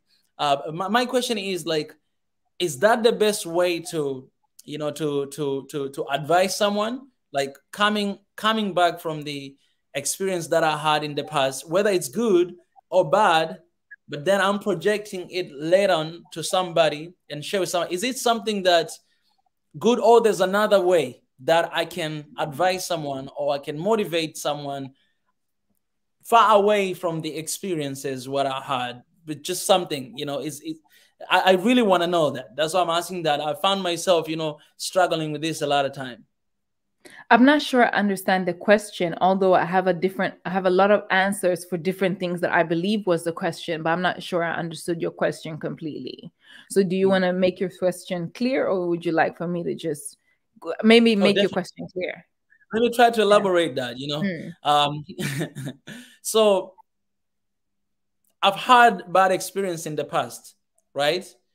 I'm projecting it right now, through my behaviors. I didn't get like things figured out on myself. So right now, people begin to see the negative impact of my behavior because of what I had in the past. That's one person. Another person, I had experience in the past and I'm good right now. So the only thing I want to do right now is actually to protect, because it comes from my experience that I've been through this. I know it and I don't want anybody to experience this. So I'm doing this. Is this the right way to advise or to motivate people? Like the motivation of my actions today. Like, I don't know how can I put this, but is it the right way of me doing what I do right now, or I need another source of what I am, like, of whatever that I want to do today to bring about change to the community or to people? Is that clear? I'm still not sure if I understand the question, but let me answer it like this. Let me answer what I do know. So when it comes to, growing up and then you have that negativity and you don't know what to do with that negativity, you have to work through that, because I've had a lot of people. Even the other day I was talking to a friend and I asked her, I said, what is your fear of looking back? Like, why don't you want to dig in and really find out? And she said, I'm really scared of what I'm like, what I'm going to discover about myself and other people. And what if that makes me super depressed? Like, I'm scared to dig in and then get super depressed. And that's, again, like, you got to have faith in yourself. I said the one choice is that you continue doing what you're doing right now, which obviously is not working for you because you are miserable in your heart.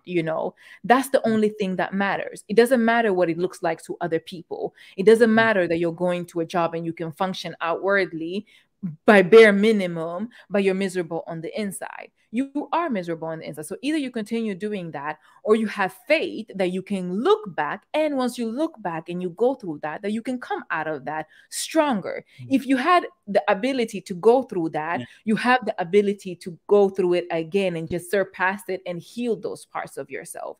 Don't think that you're so fragile. You're stronger than who you are, right? When it comes to once you come out of it and you want to support other people, it's a beautiful thing. It's a beautiful thing wanting to help people, but with limitation. You have to watch yourself.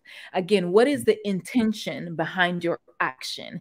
Is your intention, I'm going to help people because I'm the best person in the world and it's going to make me look like the best person in the world?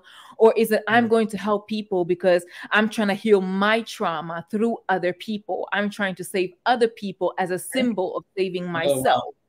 I love that. Mm. So when you're doing this, again, you're doing it in the wrong intention, and you will see the aftermath of that. You will see destruction coming out of that. You'll say, but I did such a good thing. Why did it happen like this? Why is the outcome? Why are they not grateful? Why is this happening? Why, when you do good things, the intention has to solely be for the action. I'm doing this solely as a simple action because I want to do it.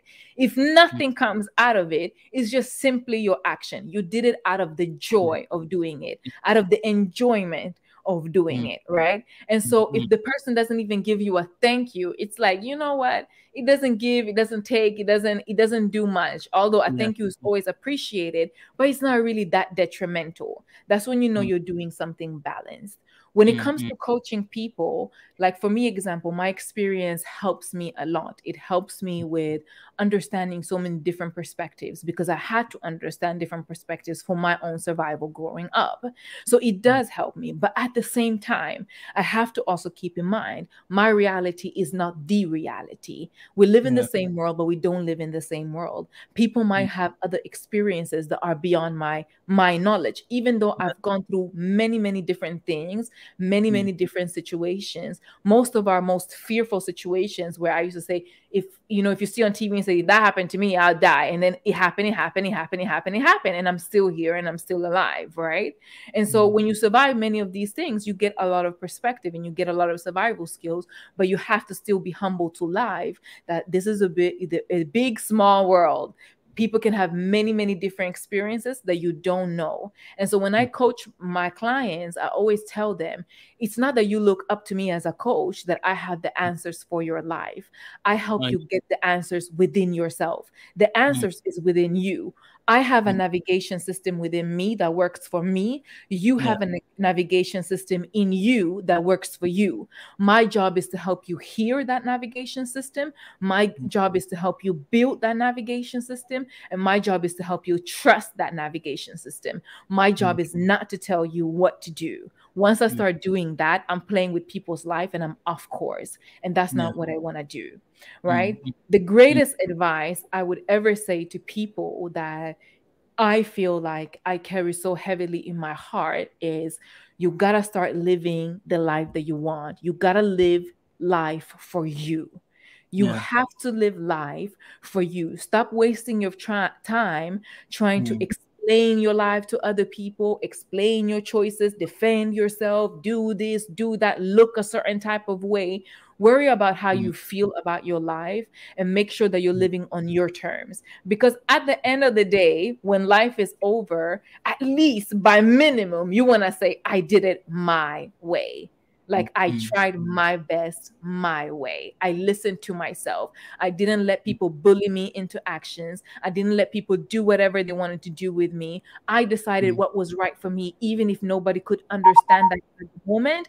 I chose me. Choose yourself and choose to live in truth. See the truth for what it is. You're strong enough to face your truth. Face it and live life on your terms. Well, I gotta tell you the truth. You understood my question, and you understood my question, because you say something like, I think I didn't mention that word, but that's what exactly I meant, and you just hit right on point. Intentions. I think that's one thing that I didn't add to the question, because the question, it was supposed to be like that, why am I doing this today? Am I doing this because I went through this in the past, and so I want to feel good about myself by helping people right now? Or I am doing this because I'm doing this, you know what I'm saying, without expecting anything in return. Because those intention is what will bring change, last long change, or bring just temporary change. You know what I'm saying? It's kind of like you talk to somebody who feels so good about yourself, and then after you're done, everything that just come back again, and you feel like, you need again. So I think you hit right on point. Intention. It's always important for us to question ourselves, right? Doing one Africa, working for what I'm doing. Why am I doing this? What are my intentions of fighting for One Africa? What are my intentions of fighting for this vision and mission that we have? Where it comes from? Like, why am I doing this? So that's incredible. Let me just jump here on different questions. I'm going to read this comment. It's really nice, from our brother Nathaniel.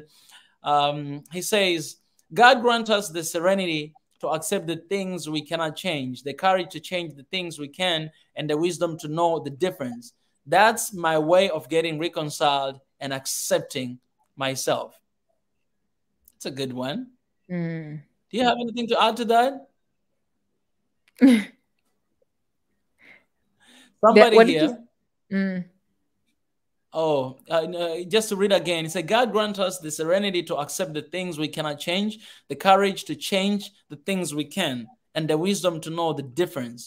That's my way of getting reconciled and accepting myself. Come on, somebody. It's a good comment right there. Wallace say, you're not a body with a soul, but a soul with a body. When the soul departs, for whatever reason, what we are left with is a dead, soulless body. You are the resident more than the house. I like that. Let me go. Where are the other questions here? Okay, somebody's asking here, what is the meaning of love? Okay, that's the question right there. That is a good question. I don't think there is one definition of love, right? I always tell for me, I always tell my clients, you know, the way, even when it comes to the way we experience love, right? Some people have different love languages. Some people really like physical touch. Some people will like words of affirmation. So I think love can be defined different, being depending on who is in front of you, right? We all have the right to define love. What I think is important, though, I think it's super important to define how love behaves like in your life and see if you've experienced that love. Like we say, love is patient. Okay, give me an example of that in your life. Where did love show up where it was patient? How did that make you feel, you know? Or love is kind. Where did love show up where it was kind? How did that make you, like defining all kinds of love, like what does it mean to you specifically? And once you've defined what that means to you, I always say, show up as that love. You want to experience love, show up as love. Immediately, by automatic, you're going to experience it because you're living it. You're showing up in that love that you know as love.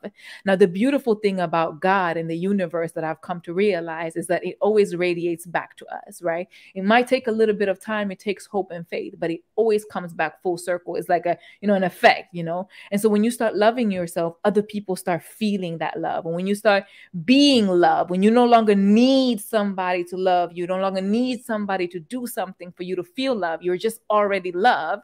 Everybody wants to be around you. And so all the people that you've dreamed about and all the things that you dreamed of being, all of a sudden is coming to you so easy because love is around you. Everybody wants love. And so for that, I feel like that's what I've discovered when it comes to love. That's beautiful. That's beautiful. Wallace Kananda again said, which is the best self-love that enables you to love others? You can only love your neighbor as yourself, as you love yourself first. Which kind of love do you believe this is? What do they mean with which kind of self-love enables you to love others specifically? I think he even answered himself. Okay. That which is the best self-love that enables you to love others. And then he went to say that as you have to love others as you love yourself. That is the love that motivates you to love others. You need to love yourself. So he's asking, which kind of love do you believe this is? Like this, loving yourself in order to love others, if I'm not mistaken. I still don't understand the question fully, but I believe, like, I'm not sure if I understand the question, Wallace. If you would like to maybe specify in the comments and we'll come back to it. But I would say this from what I hear the question is, I think which kind of self-love, when is it really, really important with self-love? Because we all say self-love and we're all like, it is a new area of self-love. And everybody's like, I love myself. I'm committed to myself. Everybody has this slogan, right? And so it has become a thing of self-love. And I say, you know, self-love is really, really shown when tough time comes. Yeah. Self-love really, really, you'll see how much you love yourself, but how you treat yourself when you go through something hard. When you go through something really difficult, watch the way your brain talks to yourself. I always tell my clients, watch your brain. Like, watch the moments, like, what are the thoughts that are coming into your head? What are the, you know, it's like, why did this always happen to me? Typical, you know this would happen. You know, you're talking to yourself in such a degrading way. That's not self-love. That's not the way you would talk to a best friend. That's not the way you would talk to somebody that you wanted to believe you love. Like, if you want to convince somebody you love them, you wouldn't talk to them like that. And so why do we talk to ourselves like that? And so during those times, that's when you can truly, truly, truly measure self-love. And I believe the same thing. When we extend grace to ourselves, we can also extend that grace to other people. When we see other people doing things to us, it no longer becomes like, why did they do that to me? It's no longer an ego. It's no longer me. I'm no longer subjected to this. It's like you see the other person and you extend grace to them. And you say, this person is not well. This person, there is something in them that's going on. They're not in the right state right now. There is not self-love in them. There is no love in them. They're just being destructive. I don't have to absorb this. I don't have to take this in. I don't have to, you know, do none of this. I can just extend that understanding to them. It doesn't mean that I continue to allow them to do things to me. It doesn't mean that I stay there, but it means I can distance myself because I understand that grace, that it's not that personal. It's them not practicing self-love. And so you practice self-love all the time by not absorbing things and by also speaking to yourself right when you are going through things. That makes sense. Really appreciate that. Yeah, really appreciate that. Well, I'm gonna jump to the next question right here, but also want to appreciate our sister here, Marie Dan Oden.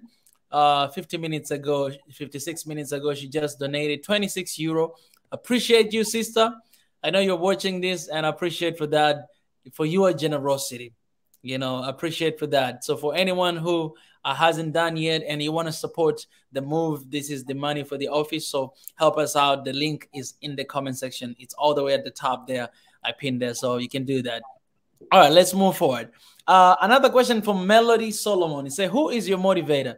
Who is your mentor? You always give advices and mentor people throughout your child, right? Who is that for you? Who do you go to? My absolute favorite guru, life coach of all times is Eckhart Tolle. I don't know if you've heard of him, but I absolutely love Eckhart. Completely changed my life somewhere there in my early 20s. I mean, I think throughout life you have different childhood, crushes or different mentors or motivators.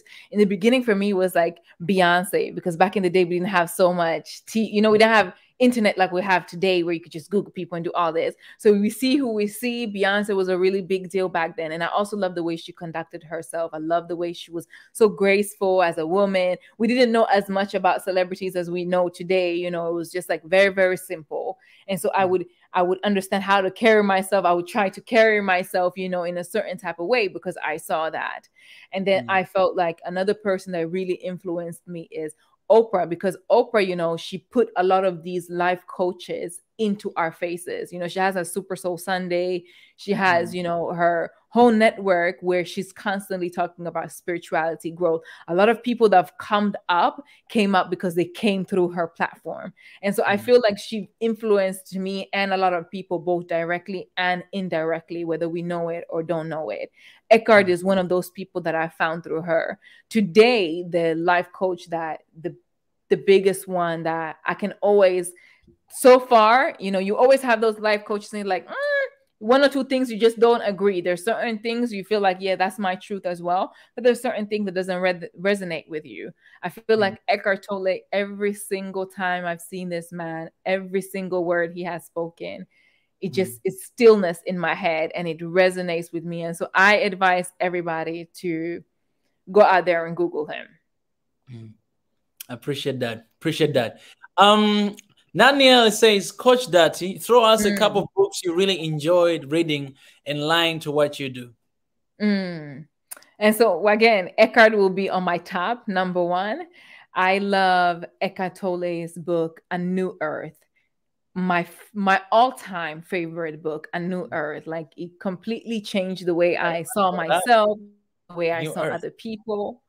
A New Earth, the ego. This is one of those books where like you have to be there in order to read it and understand it.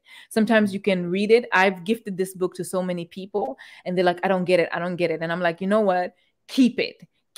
The day you're going through something, the day something happens to you, you will be more receptive, because when you go through something, your ego gets a little bit of a turn. And so your vibration shifts a little bit.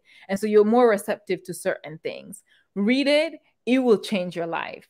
My second book would be also Eckhart Tolle, The Power of Now. Also an amazing, amazing book. I loved Maya Angelou's book. Yes, exactly. I gotta read this book. I mean, it's an amazing book. That's cool. It's an amazing book. I've loved Maya Angelou. I Know Where the Cage Bird Sings. I felt like it was like very old school. It's like old English. It takes you back. Like it depends on what you want to read, right? And so this is like if you want to become philosophical. Like I just love that book. Marianne Williamson, A Return to Love. That was a wonderful book, a wonderful read for me as well. Oh my God, Brene Brown. I love Brene Brown. Dare to be vulnerable. I think daring greatly. I read it in Swedish. It's called Mod att vara sårbar in Swedish. But I think in English is Dare Greatly or something like that. Wonderful, wonderful book. I've given you guys 4 or 5 books there. So let's pause there. I was just finding here right now. All right, let's jump to another question from Jane. Jane, she says, I believe there has to be some sort of mentor coaching to make true One Africa and change Africans' mindset. So my question here is, as African, what should our role be to be more effective? Love from Ethiopia. I love it. I love it. A question like this is a good question. Like doing this, elevating yourself, reading, it takes one person. It takes one person really to change the family dynamics. It takes one person to change the friend dynamics. It takes one person to change the neighborhood. It takes one person really to change society. And so don't underestimate yourself, This, what you're doing is exactly what you should be doing. Gain knowledge, gain more and more and more and more knowledge. And as you're gaining, share. Don't be so afraid to share. Don't be so afraid to grow with other people. Sometimes when we grow, we want to be like, oh, I know it all. I have it all. I have all the answers. Look at me. I'm so elevated. Share, because the more they grow, the more you grow. The more you can have discussions with people that are equal-minded, you will come way, way further than if you just learn by yourself. So continue to learn. Read a book, pick up books. Don't underestimate the power of books. Smart people read. I know we don't want to read because, once we went to school, we left school, we're like, I'm done. Read a book. There's so many information in books. There's so much information that you can accumulate that doesn't come with this mental stimulation, as watching a movie can do. So read books, learn, even like this, watching these talk shows or however you want to learn, try to learn and share your knowledge. That's amazing. That's amazing. On point, my reality is not the only reality. We all have subjective experiences that don't have to match the experiences of others. Daniel said, well, that's true. Mika got whooped for swimming and I got whooped for running away with friends' clothes while they are swimming in the river. Man, Daniel, yeah, you're kind of stubborn kid. Hey, my goodness. Let me find another question here. There's a lot of comments. I appreciate you guys for all the comments that you're dropping down here. It's great to always be connected. Let's see here. Another Wallace question from Wallace. You can only give what you have. Which kind of self-love or the characteristics of it do you need to have for self that you can now pass on to others? I think he was trying to elaborate the question that we asked before. Yeah, I think we answered that. Yeah. Let's see. Is there any other question here? Okay, I don't see anything here. Anyways, let me ask you this then. As we are heading towards the end, what is something that you like to share that I didn't get a chance to ask you? As we say, it's a conversation. So, you know what? Before that, I want you to ask me anything you have. It's a conversation, so it needs to be both sides. That's the reason why I started this conversation Monday, because I like to be asked questions. I really love to be asked. And so I had to start a show, and not to call it interview, but to call it conversation, so that we may have this conversation. So shoot it. I'm right here. I'm at your service. I want to know how you started this One Africa thing. Are you like one of the original founders? Did you come along? How was your journey to this point? Yeah, man, that's a good question. I've been answering that questions a lot, and I appreciate you asking this because I get a chance to explain it again. Today, I was talking to my friend, one of my friends. He's actually watching here. We met in South Korea for a long time, and I was reminding him this one experience before, back in the days, long time ago. Let me show you here on the screen, actually, because I have a video of it on YouTube called. Let me show you here.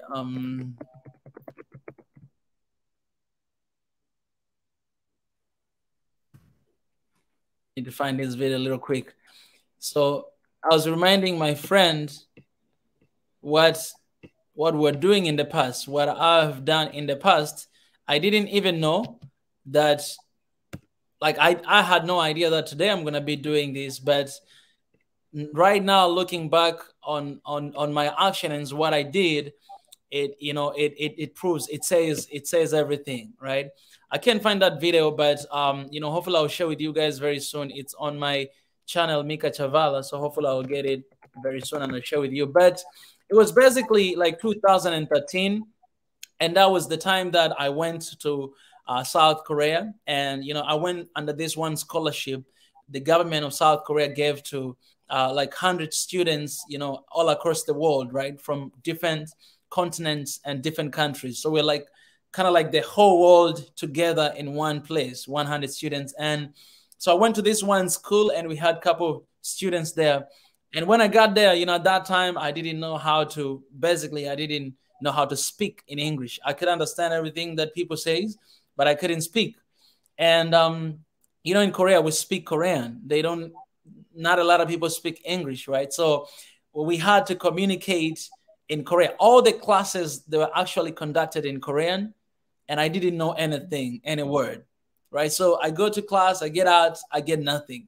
But some of our students, most of them, they came from like, let's say Russia or Eastern Asia, Eastern Europe, and Eastern, like different places. Most of these guys, they already had exposure to Korean language. Some of them, they started in their countries for like a couple years before they got there. They already had that plan long time ago. Some of them, they just, started for a couple months, right? So they had a little bit of an idea. And when we got to school, every single week we have exams. Those guys, they get like A+, and I was really struggling with the class. One of my roommates, he was really smart guy. I've never seen that guy studying.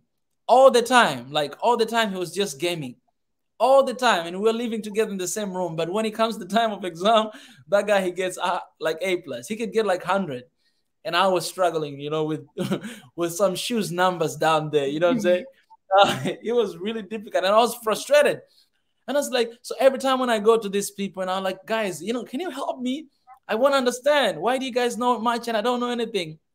Some of them, they didn't want to. They'll be like, I don't really know. I don't really understand by myself as well. But when the exam come, they perform really well. So I didn't know how to solve that situation, but I came to one conclusion. So I made this one song, all right? This one song called Together, We're Gonna Make It Happen. So basically, the chorus, it says, forever, we're fighting. Together, we're gonna make it happen. Unit and cooperation. This is our mission. We join hands together, and nothing goes wrong. And then the verse, it says this. It says, in life, you cannot be perfect in everything. You might do this well, and you might not do well another thing. You might have a lot of money, but still have a lot of problems. You might be really beautiful, but still don't have a boyfriend. That's how the world it is. You must know this, and you have to change your mind. That's how the world is, and start cooperating with your friends. Share ideas with one another, because you cannot do alone. You cannot live alone. Let's join hands together and make this happen.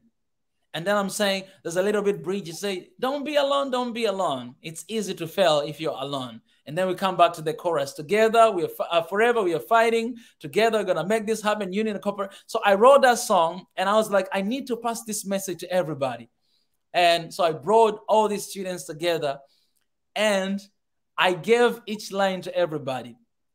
And I knew their character. I knew who they were. So I gave like different lines to everyone. And then one day, it was like the final night of us being in that school. We stood together. Oh, I need to find this video. I need to find this video to show you guys. So we stood together and we sang that song, right? We sang that song, that together, everything. I was talking to my friend today that my mission started a long time ago, even without knowing, because I saw the division for us as the students, and I wanted to bring everybody together to support one another, because I didn't see the point for my roommate to get A+ 100, and I'm his roommate, I get like shoes numbers. I was like, no, this is no. So I wanted to fight against that, and so we come together, and it was beautiful. Like everybody, when you ask all those students, they say the best moment in their lives, it was that time when we were in that university studying, because of the community. Until right now, as I'm saying, we're still in touch. We have like the groups. We call one another. We have planned to visit one another. And it's been 9 years right now. I didn't know that I was called for that, but I was doing. That's how my life has been, from the beginning. And when I went there, I found out that, the only way to survive is me knowing other Africans, me being one with other Africans, because we were all going through the same thing, and we had to have each other's back. I'm saying that you're not alone. We're together in this, right? So that's kind of like the story how it came through. But when I go a little bit back, it goes all the way to my family. I've seen my dad bringing family together, right? Couple of their members of his family died. And so he kind of like took all the kids, right? We were only 5 members in the family, but all of a sudden we're like 12 plus, different people. We didn't have money. Our life was just ordinary family. We're struggling, but he didn't let them go. We're living all together in the same house, sharing the same thing, living like a family. So right now my family is that big because I still see them as my family. They are my family. Grew up in that kind of environment, seeing how the unity can save lives and how it can bring people together. And those people who they had no hope, right? They went through the tragedy, loss. They were embraced as a family. They found a dad, they found a mom, through my family, right? I've seen that. I've seen how my dad leading his organization. My mom, she's a teacher. I've seen her doing that. So they were like a seed planted in me ever since I was growing up, even though I felt like I was adopted again. But, all the stuff, they made me who I am today. And so 3 years ago, that's when I started, Swahili Nation movement. And then 1 year later, that's when I started with One Africa, because Swahili Nation basically means one nation, right? Swahili is the language that used to unite 121 different tribes in Tanzania. And right now we're one family, regardless of our religion. We spoke about that, or our tribes. We live like one family. That's why I call it Swahili Nation. Basically, it's one nation. The vision of that is to have one Africa. And this is what we are fighting for. So it came from there and it started then. And right now we have a big family, because it just started to resonate with people, after some time. People, they begin to say it and they loved it. And most of people, this is something that they've been fighting for. So when they found a platform that is actually standing for that, they kind of came and joined and start fighting for that. Yeah, that a short story of what I'm doing today. That was very long. Yeah. I love that.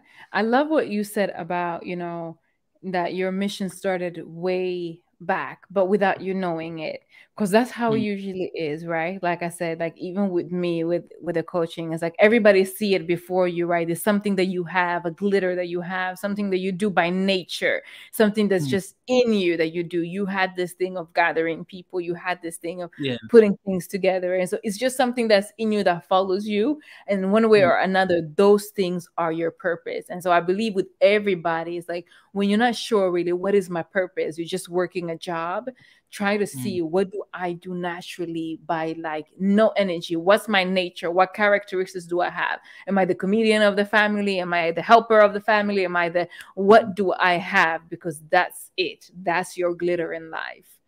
And so I love that you mentioned that. And yeah, I hear you. How fun. How I'm happy to be here. I'm happy to be a part. I'm happy to be a part of your vision and your mission and the things that you're doing.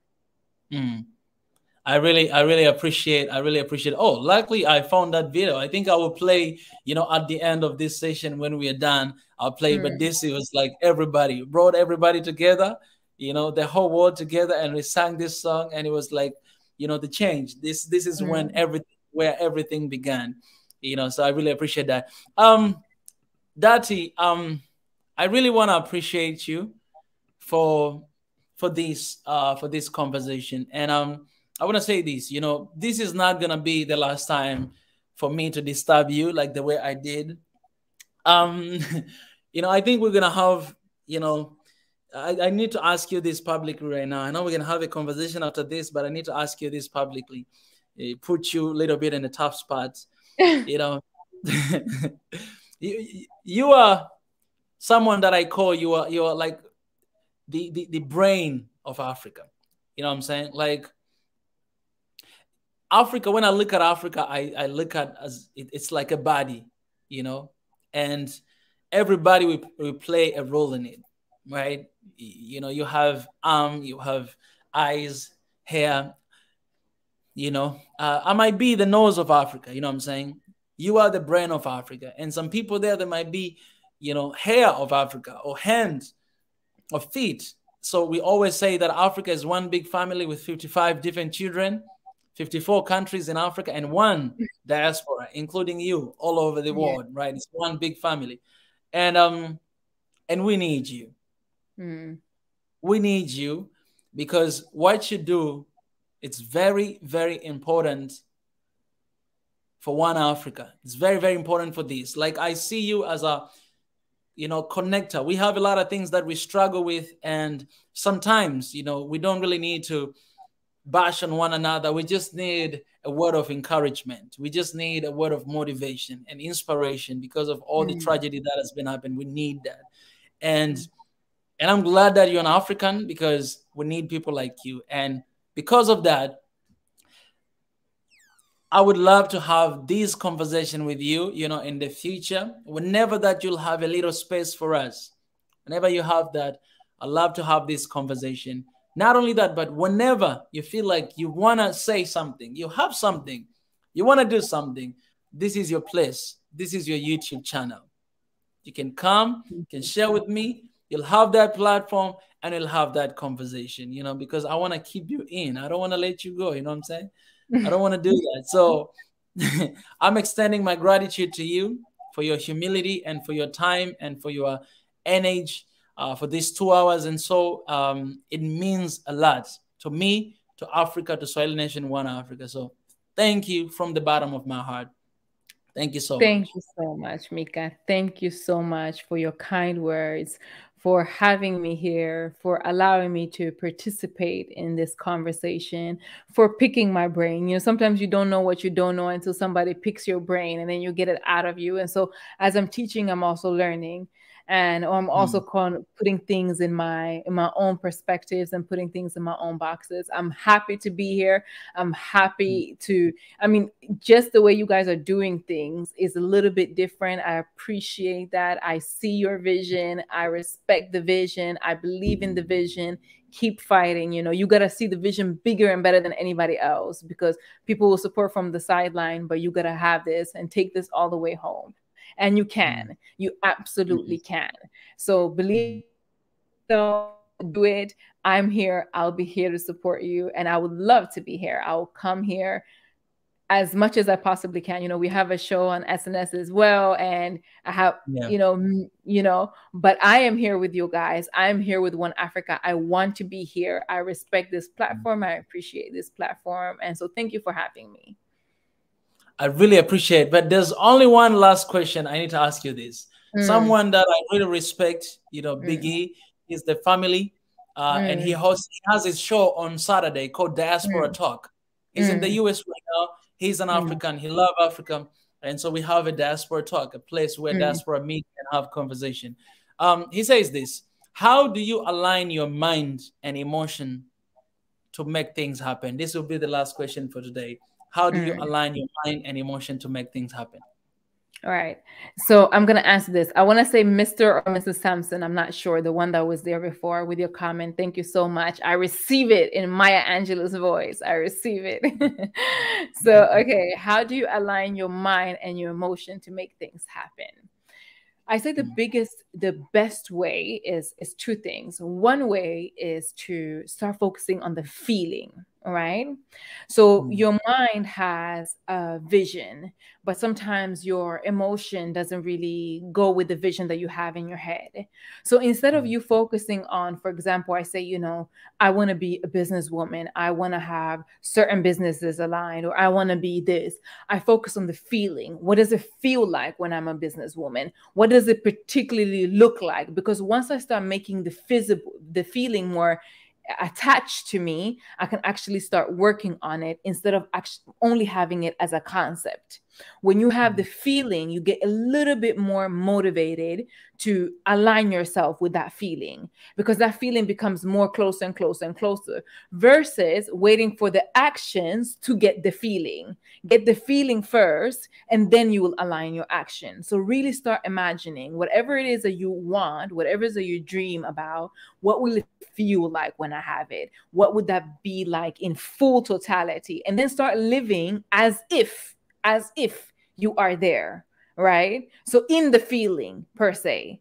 And then you also have to start looking at your body a little bit mechanically. I try to look at my brain like, okay, my brain is like any other muscle. We train it. I told you guys in this last episode, you got to start seeing the brain as something that you train.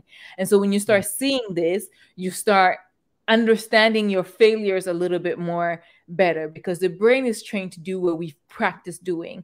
The brain is going to do what we been doing. And so if you used to 30 days, you've been sitting on the sofa, and then you're saying, well, I want to start working out. I want to start working out. If you've been sitting on the sofa for 30 days, guess what? On the 31st day or 32nd day, the most natural thing for your body will be to sit on the sofa. And so the feeling that you're going to have is, I want to sit on the sofa, because human beings, we like to do things that are comfortable for us. We like comfort. And so you got to be a little bit comfortable with being uncomfortable when you want to succeed. And you got to make it fun as well. Like I try to make it fun. Whenever I'm uncomfortable, I'm like, okay, I know I'm creating something right now. You know, I know I'm cooking up something. And so you got to start seeing it also, okay, I gotta train my brain to start doing something. How do I train my brain to start doing something? Instead of making one big goal, usually what we do is we make one big goal. Like I want to change my exercise. So I want to work out 5 times a week. And so this is our goal. And so when we don't work out 5 times a week, we're like, I'm not making it. I don't make it. And it's done, right? We have this big goal. Start making it smaller goals. Start saying, you know what? I want to do, instead of going to the gym, because it seems like there's a resistance of going to the gym. When you have this resistance, because sometimes, you know, like you say, mentally you want to do something, but it's like you're fighting yourself internally, like, I don't have the energy. I don't really want to do it. I don't feel like doing it. And so you do something else to activate your body, just to break the pattern. You got to break the pattern from your brain and create a new pattern. And so you know what? Instead of going to the gym, let me take a 20-minute walk. So I'm teaching my brain, instead of sitting on the sofa, we're doing something else. We're doing something fruitful. As soon as you start feeling dopamine from doing something good, as soon as you start showing up for yourself and actually succeeding in that, you release dopamine, feel good, hormones. And so as soon as your brain associates feel good hormones, it wants to do more of that. So you do that little by little by little by little. That's how you succeed. So focus on your feelings and break the patterns, create new patterns. And when you have a big goal, create smaller goals before you get to the big goal. Well, appreciate. There's no other way to close this session but with that question. So I want to appreciate you, Biggie, and you, Dati. Dati, thank you so much. I love you.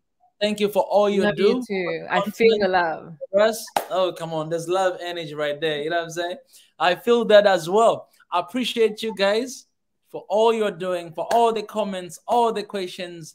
You guys are amazing. You made this possible. If it was just me and Dati here, I mean, come on. It wouldn't be this much fun. You know what I'm saying? So we need this one Africa, and you guys have done just the best. Now, this is what you can do. You have seen the session. Copy this link, share with a friend. Be like, hey, check this out. Not only that, but share. This is I share the website of Dati, before. So if you want to know more about her, or you want to get some, lessons, some lectures, there's a link here in the comment section I will drop. You can go through that and see for yourself, and it will be incredible good. I appreciate it. Thank you so much, Dad. I'll let you go right now, but I'm coming. We need to have that conversation after this. I got you. All right. Thank you, guys. Take care. Have a wonderful, amazing week. Remember, we don't know if we're going to survive the full week, but we're here now. Enjoy every single moment. If you make it to Tuesday, enjoy your Tuesday. If you make it to Wednesday, enjoy your Wednesday. Enjoy this week. Come on, man. I love that. Thank you so much. I'm just going to be here for a couple minutes to close this session, and I'll see you very soon. I appreciate that. All right. Take care, guys. Bye. Bye-bye. Well, guys, I really appreciate you guys for all that you do.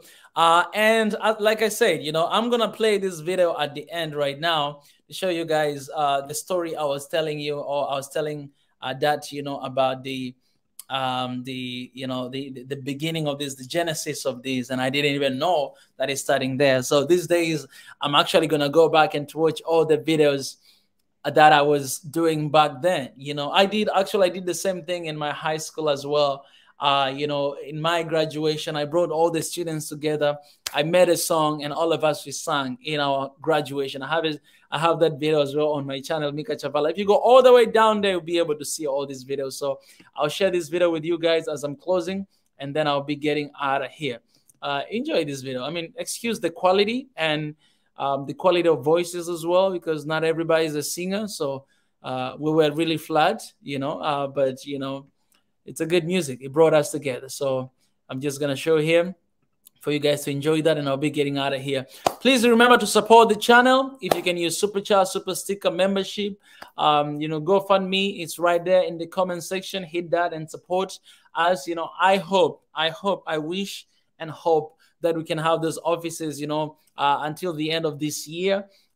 So we want to ask you guys to support that as well. You see what we do. And yeah, and also let me just remind you that we have other shows every single day. Tomorrow, I will be having a Swahili session by our brother, you know, Paul Justin.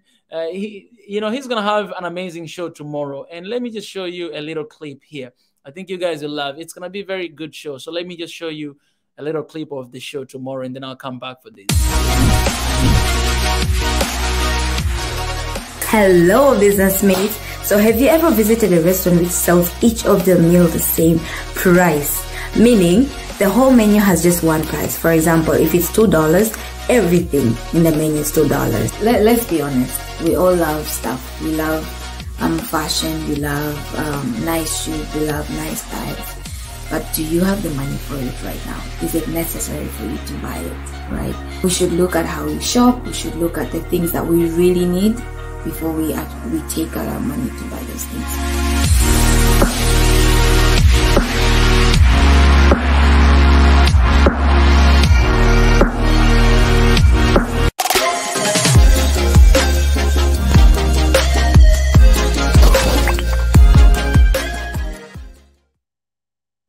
This is very exciting. So tomorrow, you know, it will be like a biz talk, the business talk.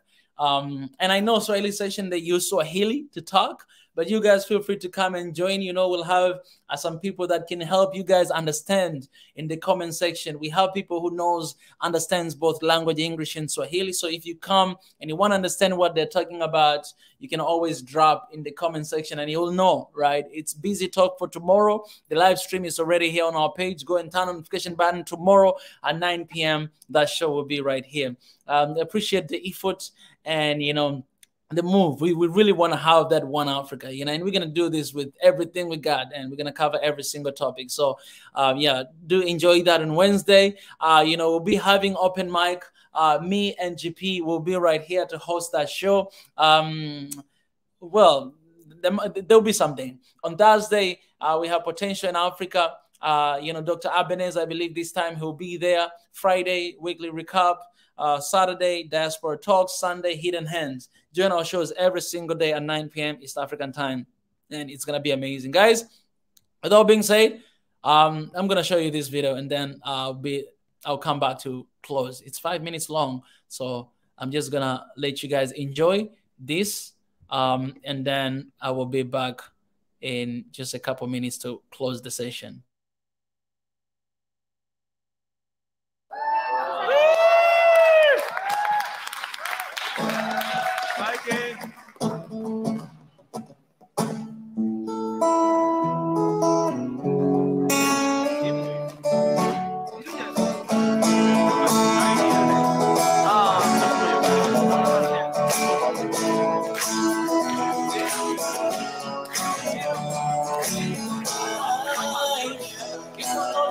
You can do this well, but you can't do well enough to be. Don't mani chimana chek munze guys sukat kata. Tumu chimana chikyo jaga sukat kata. Omo yepo chimana kaduri chotiyana. 그렇게 항상 세상에 있을 거야. Cross all the wings, 내 친구가 버림없는 거야. Start cooperating with your friends. Share the deal with one another. Start cooperating with your friends. Share the deal with one another. Because of like a one another things. You know, let's share it together and make it something. Yeah. You can all make a one another things. You know, let's share it together and make it something. Yeah. Don't be alone, alone, yeah. Don't be alone, easy to fail, yeah. Don't be alone, alone, yeah. Don't be alone, easy to fail, yeah.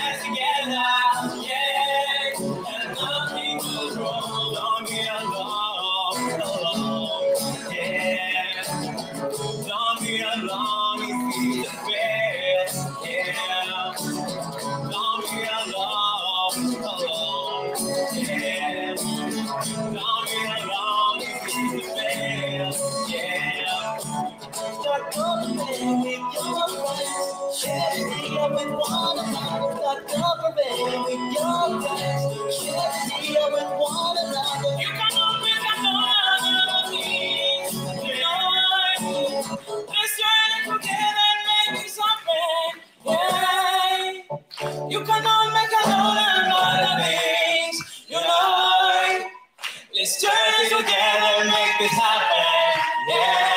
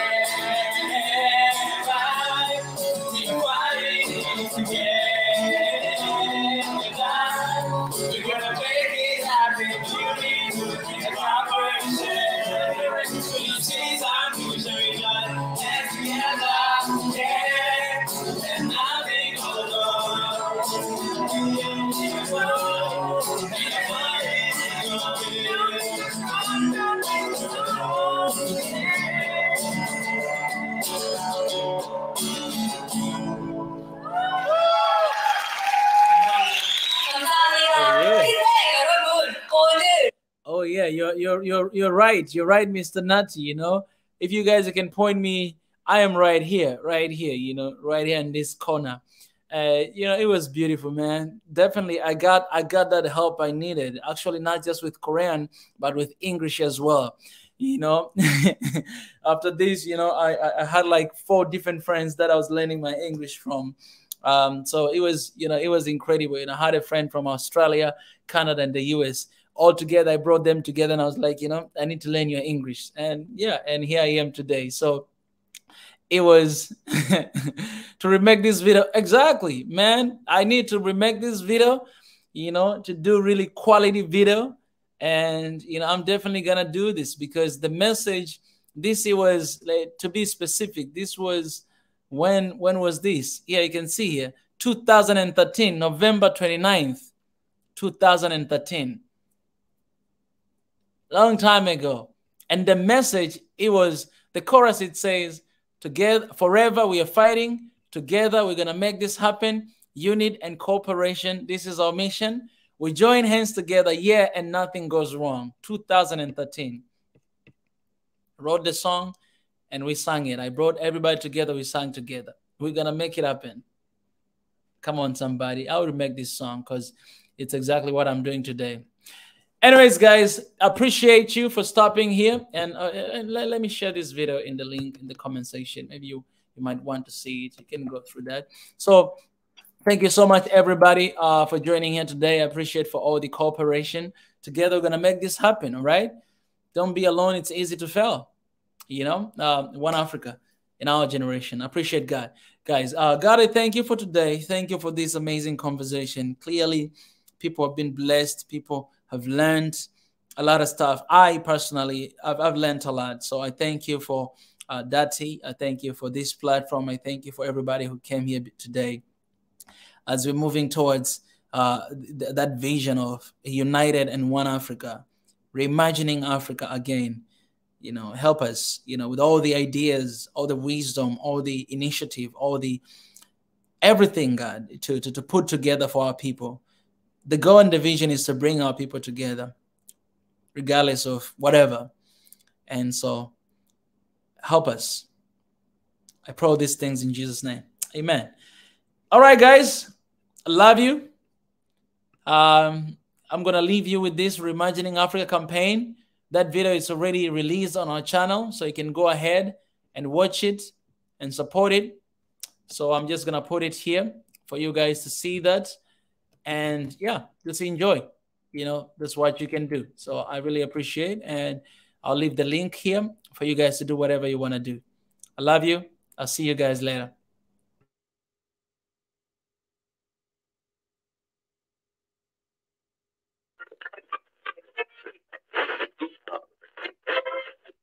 So the lie began from the very beginning of time, right?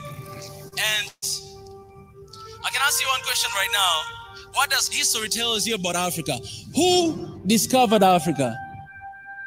If you write right now on Google, who discovered Africa, you find out that is one white man, that he came and discovered Africa. And you can ask yourself that how can you discover a place that already exists? How can you discover a place that people already live in that place?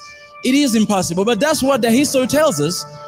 That's what people believe about Africa, that it was discovered by a white man. This guy, he came, and then he went back, he gave a report, and then the next we know is colonialism, because those guys, they sat somewhere to divide Africa like a piece of cake, because they discovered it, they own it, it belonged to them. But that is us. We discovered, we're the first people to know.